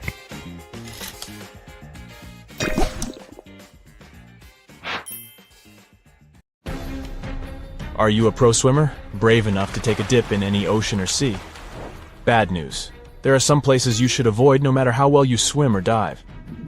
Some of these places have dangerous underwater rocks, strong currents and tides. Others are famous for legends about monsters and mysterious creatures. So let's dive into this aquatic horror show. Have you ever heard the word the strid? It's a variation of the word the stride that is used in Yorkshire. And it refers to a narrow section of the river wharf that's so small you could jump over it. But don't be fooled by its size, it's one of the most dangerous spots around. Even taking a step into the water can have dire consequences. The river wharf has a forceful current, and since the strid is so narrow, it's even stronger in that area. The intense water flow has eroded the limestone around the strid, which created hollow spaces much deeper than the rest of the riverbed. Here's the secret. The current has also weakened the banks of the strid from below. So, the ground you're standing on, admiring the rapid flow, is probably just a fragile ledge hanging over treacherous waters. There's no record of anyone who found themselves in the water of the strid and found their way out of it. And the worst part? You wouldn't even guess that this innocent-looking stream could be such a danger. So, my advice to you, my friend, is to stick to a safer body of water for your aquatic adventures. If you're looking for a weekend getaway in California, Horseshoe Lake is the spot for you. It's got everything. Sandy beaches, hiking trails, and picnic areas, but wait, there's more to it than meets the eye. This lake has a dark side, namely around 100 acres of dead trees that surround it. And it's not just the trees that have been claimed by this lake. The earthquakes that hit in 1989 and 1990 unleashed carbon dioxide from under the hot magma. The gas seeped out into the air, damaging all the life around the lake. Even now, Horseshoe Lake is just as dangerous as it was 30 years ago. What makes it so scary is that the levels of this toxic gas change randomly. Warning signs that are posted everywhere certainly could give a horror film touch to a fun hike in the woods. In Kauai, Hawaii, there's a group of stunning waterfalls that used to be a popular destination for tourists. Kipu Falls, as they're called, were once the go-to spot for swimming and diving. To get to them, you had to take a long walk along a dirt path until you finally arrived at a breathtaking view of a 20-foot waterfall pouring into a crystal-clear pool below. But since 2011, this area has been off-limits to the public. Why, you ask? Well, there have been a lot of accidents at Kipu Falls. Obviously, jumping off the top of the waterfall would be an obvious reason for that, but in addition, there were much more mysterious cases. Witnesses tell tales of swimmers peacefully enjoying the pool at the bottom of the falls, only to be suddenly dragged under the surface. No definite explanation was found to these accidents. The locals believe that the water spirit Mo'o is to blame because it doesn't appreciate being disturbed by loud tourists. There's also a theory of a powerful whirlpool at the bottom of the pool. In any case, guide publishers do not mention Kipu Falls anymore, and trespassing is severely punished. The Samisen Hole, located in the Gulf of Thailand, is the ultimate spot for thrill-seeking divers, but it's also the most dangerous one. With a drop of 280 feet, it's the deepest diving site in the region. But its depth is not the only reason it is considered a place to avoid. The area is a major shipping zone for giant oil tankers. The strong currents around the hole make diving even more treacherous. And if that's not enough, the Samisen Hole is also home to deadly barracudas that could easily attack unsuspecting divers. The water is so murky that visibility is nearly zero, making it challenging to spot these aggressive sea creatures. All in all, the Samisen Hole is a breathtaking but extremely hazardous spot that should only be explored by experienced divers with nerves of steel. Let me tell you about New Smyrna Beach, the shark attack capital of the world. If you're looking for a relaxing vacation spot in Volusia County, Florida, you may want to reconsider this beach. The waters around New Smyrna Beach are teeming with fish, which attracts a lot of sharks.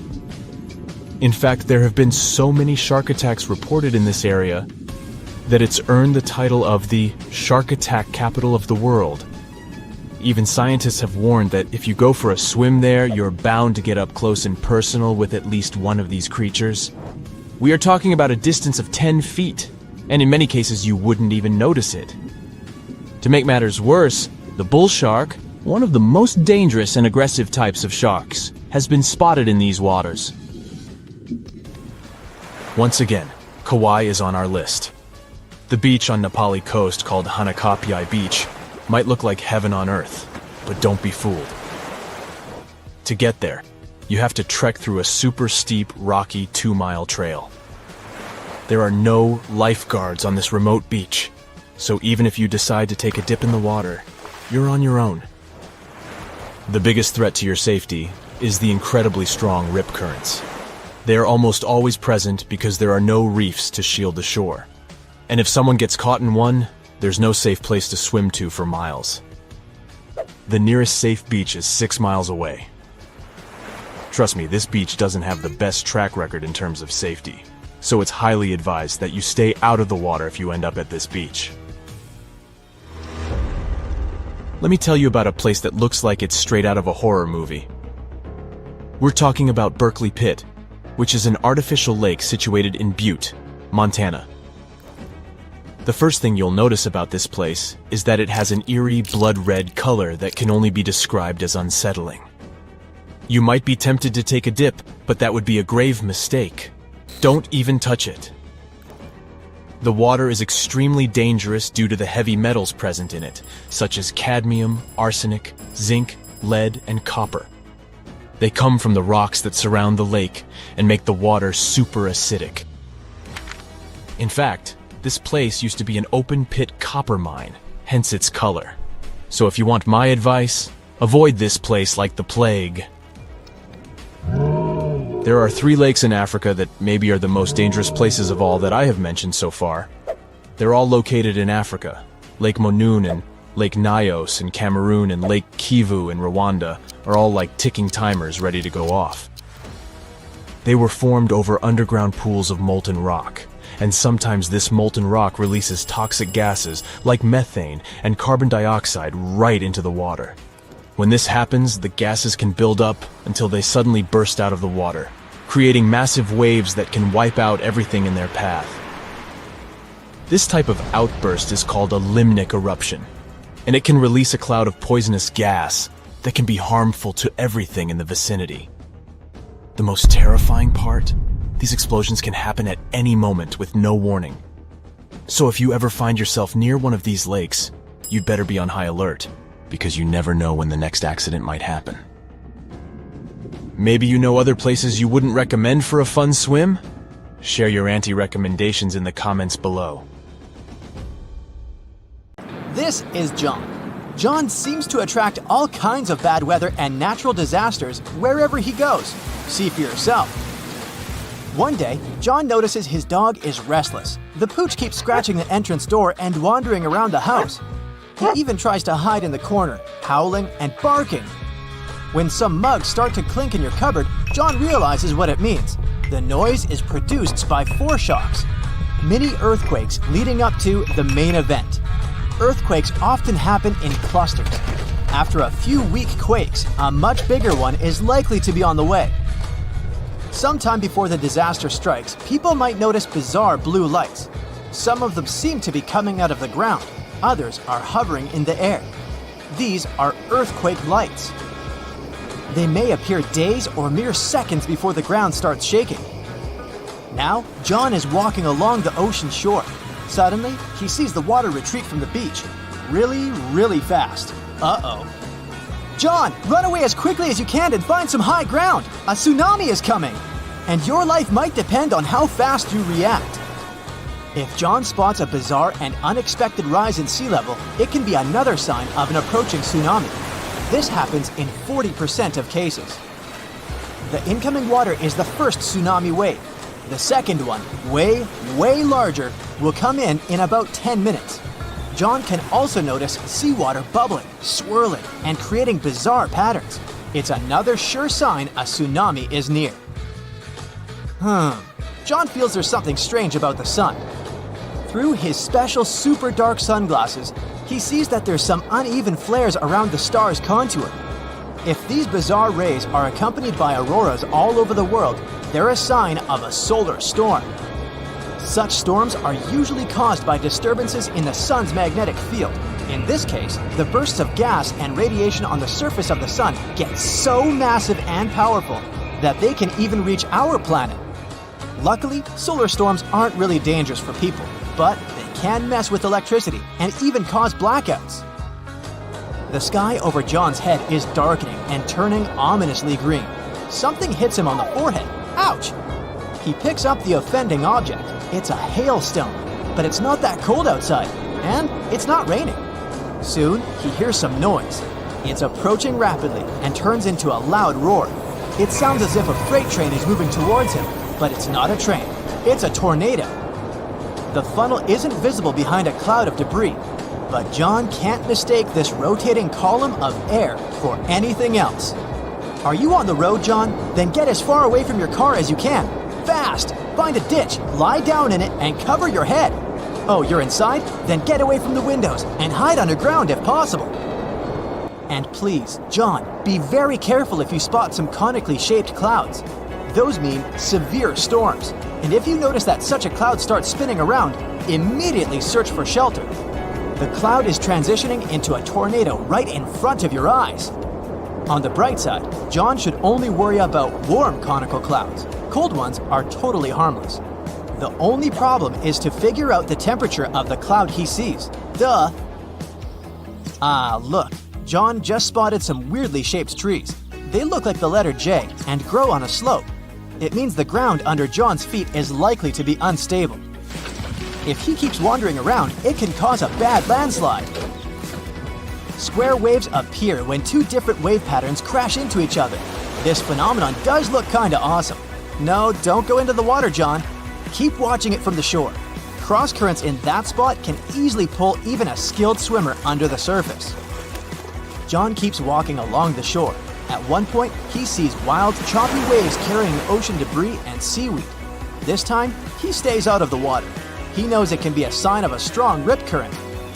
It can carry a swimmer far away into the ocean. How about a walk in the park? John likes this idea. The sun is shining and the sky is so blue and beautiful. Suddenly, he spots a rapidly growing vertical cloud. At first, it looks bright white.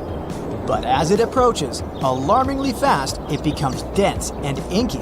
The sky is darkening. It's getting windy. That's when the guy notices that his hair stands on end. It's his cue that he's about to get hit by lightning. At this very moment, positive charges are rising through his body. They're reaching towards the negatively charged part of the storm. If he doesn't react fast, these charges will meet. There's nowhere to hide, so John should crouch down and try to make himself smaller than the objects around him. Oh no, John, don't lie down on the ground. It may be damp and thus a great conductor of electricity. There are other signs that scream danger during a lightning storm. John's palms may begin to sweat. He might hear bizarre crackling and buzzing sounds coming from metal objects nearby. His skin can start tingling. There might be a strange metallic taste in his mouth. Plus, John is likely to smell chlorine. That's how ozone smells. Electrical charges split the molecules of nitrogen and oxygen, which are the main gases making up the atmosphere, into separate atoms. When these atoms come together again, some of them produce molecules made up of 3 oxygen atoms. That's ozone. We can smell it during a thunderstorm because downdrafts bring this gas from high altitudes to your level. Some bugs can feel a storm coming. They get ready for a natural disaster by freezing. So, when John notices that insects around him look drowsy, he knows to get ready. Oh, and bees can predict heavy rainstorms. These critters begin to work much harder the day before it starts raining. While walking next to the river during a period of heavy rains, John hears a roaring sound. He feels paralyzed with fear. It's likely to be a flash flood moving in his direction. Indeed, he soon sees debris coming down with the flow. The water is rapidly changing its color, becoming muddier and darker. Flash floods are very, very dangerous. Take care of your safety immediately, John. Another day, John sees a spectacular wall cloud. It seems to be stretching for up to 5 miles. In the best case scenario, it's just a severe storm coming. But if the wall cloud begins to move in a circle, it's a sure sign of a tornado. John is walking across a snowfield in the mountains, listening to the sounds the ice under his feet makes. The noise is kinda hollow. Quickly check whether there are cracks around your footprints, John. If so, the chances are an avalanche is about to happen. Soon, John sees an avalanche moving in his direction. He does his best to get off the slope.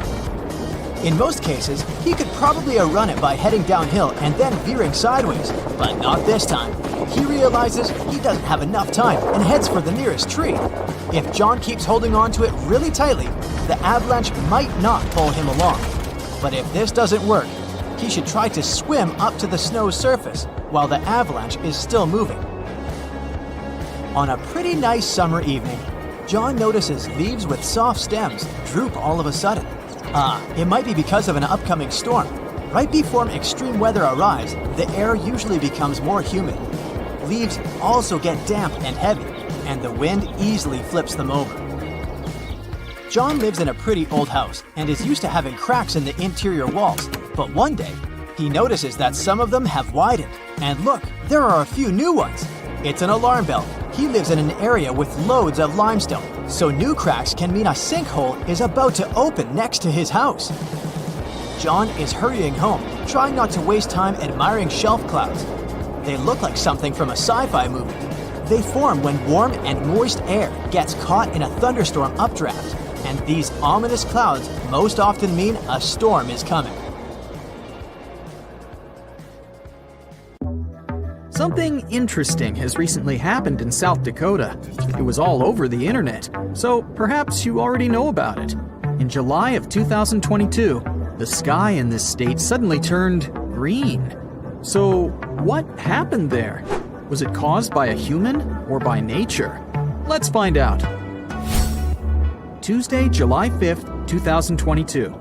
Shortly after a heavy storm, the sky over South Dakota in the US was still overcast.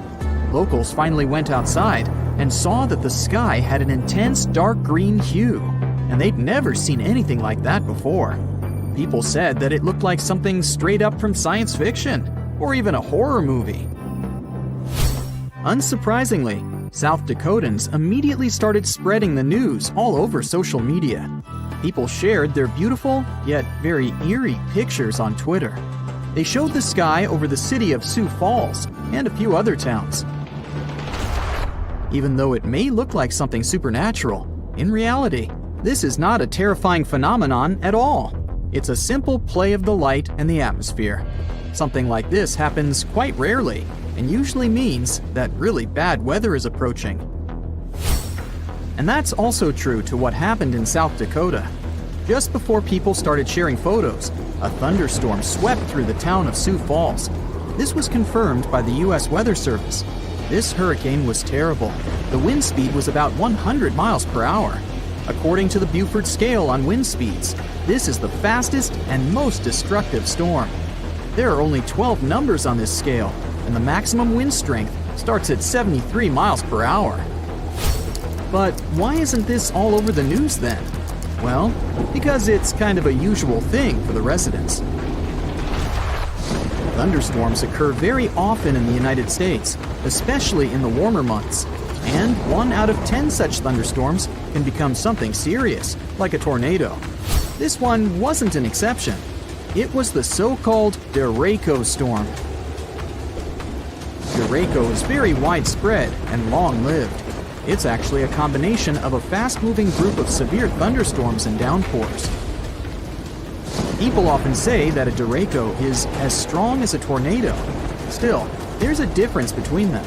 A tornado is a vortex, a rotating column of air. It's usually about 500 feet in diameter, although sometimes its width can reach up to 2.5 miles. I don't envy those who would stumble upon that. But the main point is that they rotate. The wind moves very fast in a circle near some invisible center. A derecho is a strong thunderstorm, or a system of strong thunderstorms with straight-line winds. In other words, it doesn't spin. Instead, the derecho chooses a point somewhere and simply runs to it, like a very motivated marathon runner. If we compare a derecho to an ordinary tornado, the latter has 6 levels of strength, from 40 to 380 miles per hour. So a derecho is kind of like a small, average level 1 to 2 tornado. Usually its speed is within the range of 73 to 113 miles per hour. And in both cases, they can be accompanied by severe thunderstorms, lightning, and rain. But still, these are different things. A storm becomes a derecho if the damage trail left by it exceeds 240 miles, and if the wind speed is at least 58 miles per hour. It's quite difficult to predict. It can form even on a clear day when meteorologists don't even anticipate any storms. And then, the winds appear suddenly. It's so surprising that they may even feel explosive. But the National Weather Service tries to warn people at least half an hour or an hour before this happens, so that residents have time to prepare and hide. It wasn't any different this time. The storm swept through almost all of South Dakota, as well as the states of Minnesota and Iowa. The consequences were quite serious. More than 30,000 people were left without electricity. Fortunately, people were fine. That's because the locals are pretty used to derechos. However, the green sky is something different. It became a very unusual sight for the locals. Everyone was wondering why it happened. Was it a bad sign or a normal weather phenomenon? Well, to be honest, scientists don't have an exact explanation. But although there are only assumptions, they sound pretty convincing. A green sky is a very rare phenomenon. Most scientists think that this happens when a powerful storm approaches the area before sunset or sunrise. Then the sky will turn green in this area. NBC meteorologist Bill Cairns, who once faced a similar event himself, suggests that the green sky appeared because of the huge hail before the storm. First, let's talk about why the sky looks blue, or any other shade, depending on its mood. In short, the sun simultaneously carries all the rays of the color spectrum. It may seem white to us in total, but it actually has all the colors at the same time. However, these color waves all have different lengths. For example, blue rays are shorter than the other ones. They jump away from the air molecules better than the red waves, so they reach us faster. Because of this, on a regular clear day, the sky seems blue. At the same time, red and orange color waves are very long and move slower, so they're usually left behind. But when the sun goes below the horizon or rises, the rays' directions change, and these waves reach us better. It all means that even if the sunrises and sunsets seem red and orange to us, in fact, there are still blue and green waves among them. But they have to bounce off something to reach us faster and become stronger than the red rays. Have you guessed what I'm getting at? This is where the water comes into play. Clouds are made up of water droplets. When they become large enough, but don't fall yet, for example, due to strong winds, they affect how the light behaves in the sky.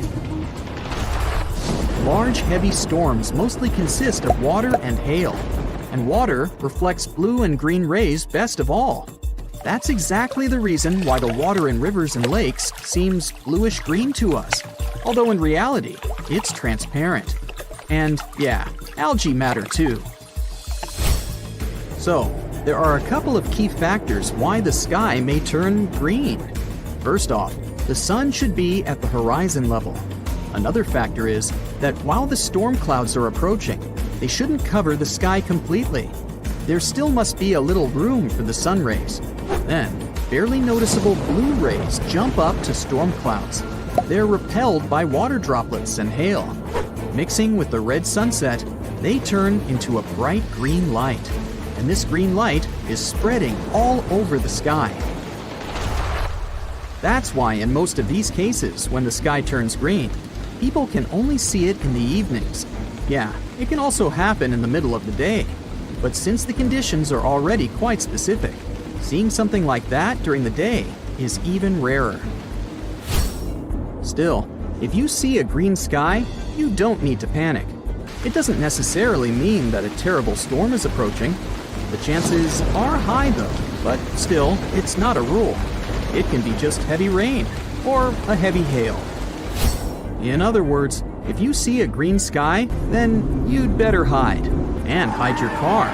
However, if you were lucky enough to see the stunning sky from the comfort of your own home, it's indeed very exciting. If you get a glimpse of something like that, just know that you had a chance to experience something very rare and special. Some people said it was the most incredible thing they had ever seen.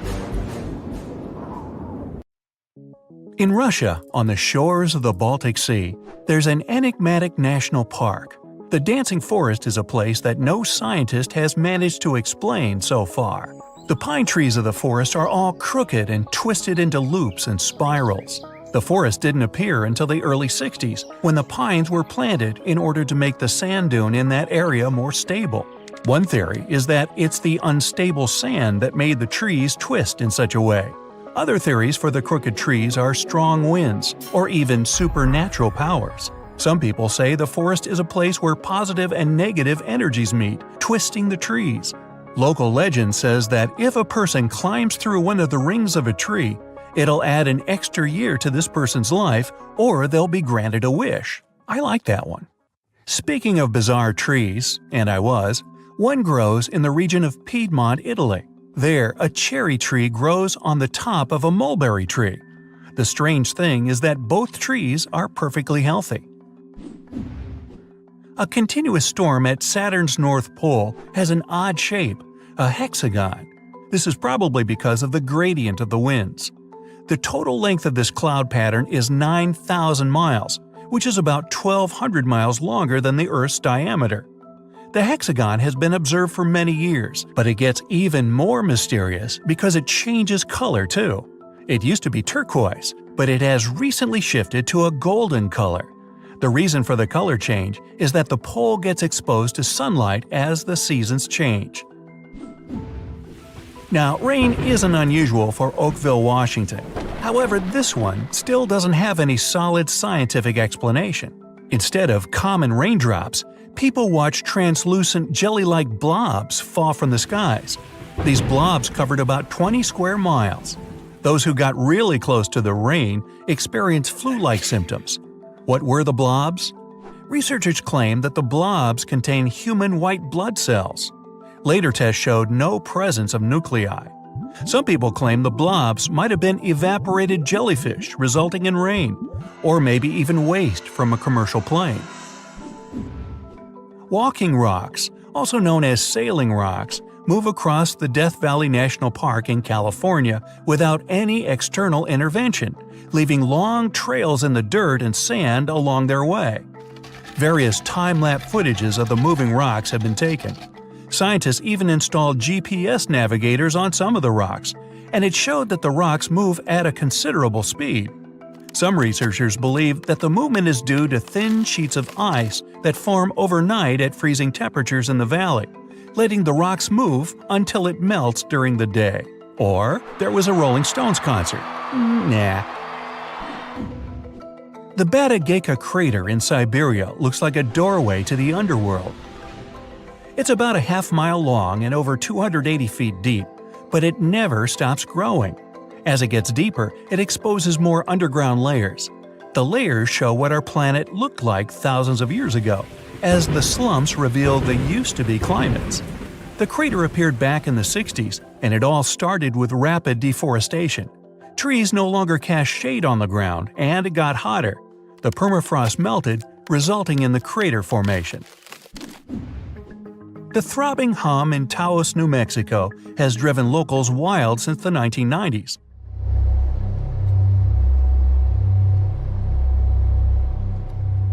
The low-frequency hum deprives people of sleep and depletes their energy. Even though scientists have tried to find the source of the hum, they still haven't pinpointed its origin. Different variations of the hum have also been heard in the UK, Australia, Canada, and other areas of the US.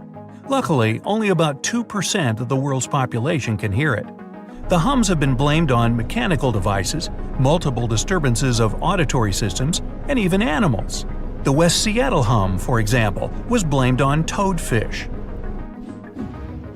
Fairy rings, also known as elf rings or pixie rings, are mysterious rings of mushrooms that appear in grasslands and forested areas.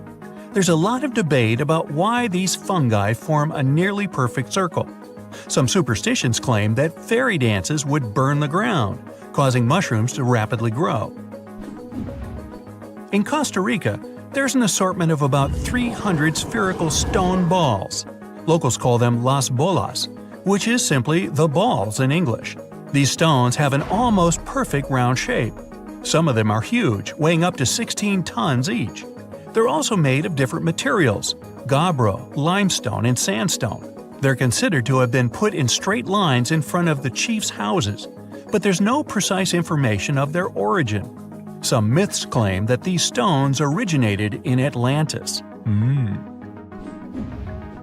If you ever travel to the Mekong River in late October, you have a chance of seeing glowing balls rising from the water and beelining up into the air.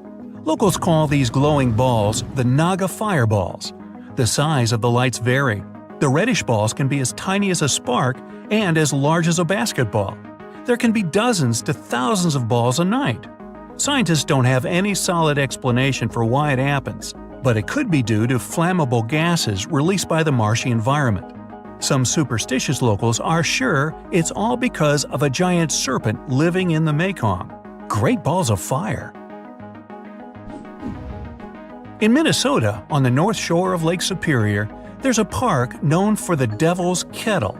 This is a waterfall that splits in two. One part of the river continues, while the other part disappears into a hole in the ground. Whatever object you throw into the Devil's Kettle won't reappear. Scientists still haven't fully explained where the water that drops into the hole goes. Devil's Kettle is considered to be unsafe for people because it's nearly impossible to trace the flow. Yeah, not a place to go tubing. Grunions are fish known for their bizarre mating ritual. The females climb out of the water and onto the shore. They dig their tails into the sand in order to lay eggs. The legs stay hidden in the sand, waiting. 10 days later, the high tide comes, washing the newly hatched young to the sea. Scientists still can't give any solid explanation for this way of breeding. People who live in rural central Norway over the Hessdalen Valley can often witness floating lights of white, yellow, and red cross the sky. The lights appear both at day and night, and once back in the 80s, they were spotted 15 to 20 times in a single week. The Hessdalen lights can last just a few seconds, but sometimes they can last more than an hour. The lights move, seeming to float or even sway around. Some scientists believe that the reason for these lights is due to ionized iron dust. Others say it's combustion that includes sodium, oxygen, and hydrogen. Many people claim they're just misidentified aircrafts. Yellowstone Park has a famous boiling lake, but it's not the world's only place of boiling water. Deep in the Amazon, there's the 4-mile Shanay Timpishka River that's always hot. The name means boiled by the sun. Well, it's not exactly boiling, but it can reach 196 degrees Fahrenheit, enough to cook pasta. Ooh, let's try that. The lowest temperature in these waters is about 113 degrees. This river still can't be scientifically explained because it would require close proximity to a volcano for the water to reach such temperatures. However, the closest volcano is 400 miles away. But there could be a fault between the Earth that could explain this phenomenon. In western Venezuela, locals living close to the Catatumbo River aren't afraid of lightning because they see it almost every single night. It starts at around 7 o'clock and doesn't stop until dawn. The everlasting Catatumbo lightning did once stop for a few months, from January to March 2010. It was probably due to drought, or maybe the charge ran out. In 1991, a scientist suggested that the phenomenon happens because of cold and warm air currents meeting in the area. Another theory is that the lightning could be due to the presence of uranium in the bedrock. Speaking of lightning, I got a bolt. Bye! That's it for today. So hey, if you pacified your curiosity, then give the video a like and share it with your friends. Or if you want more, just click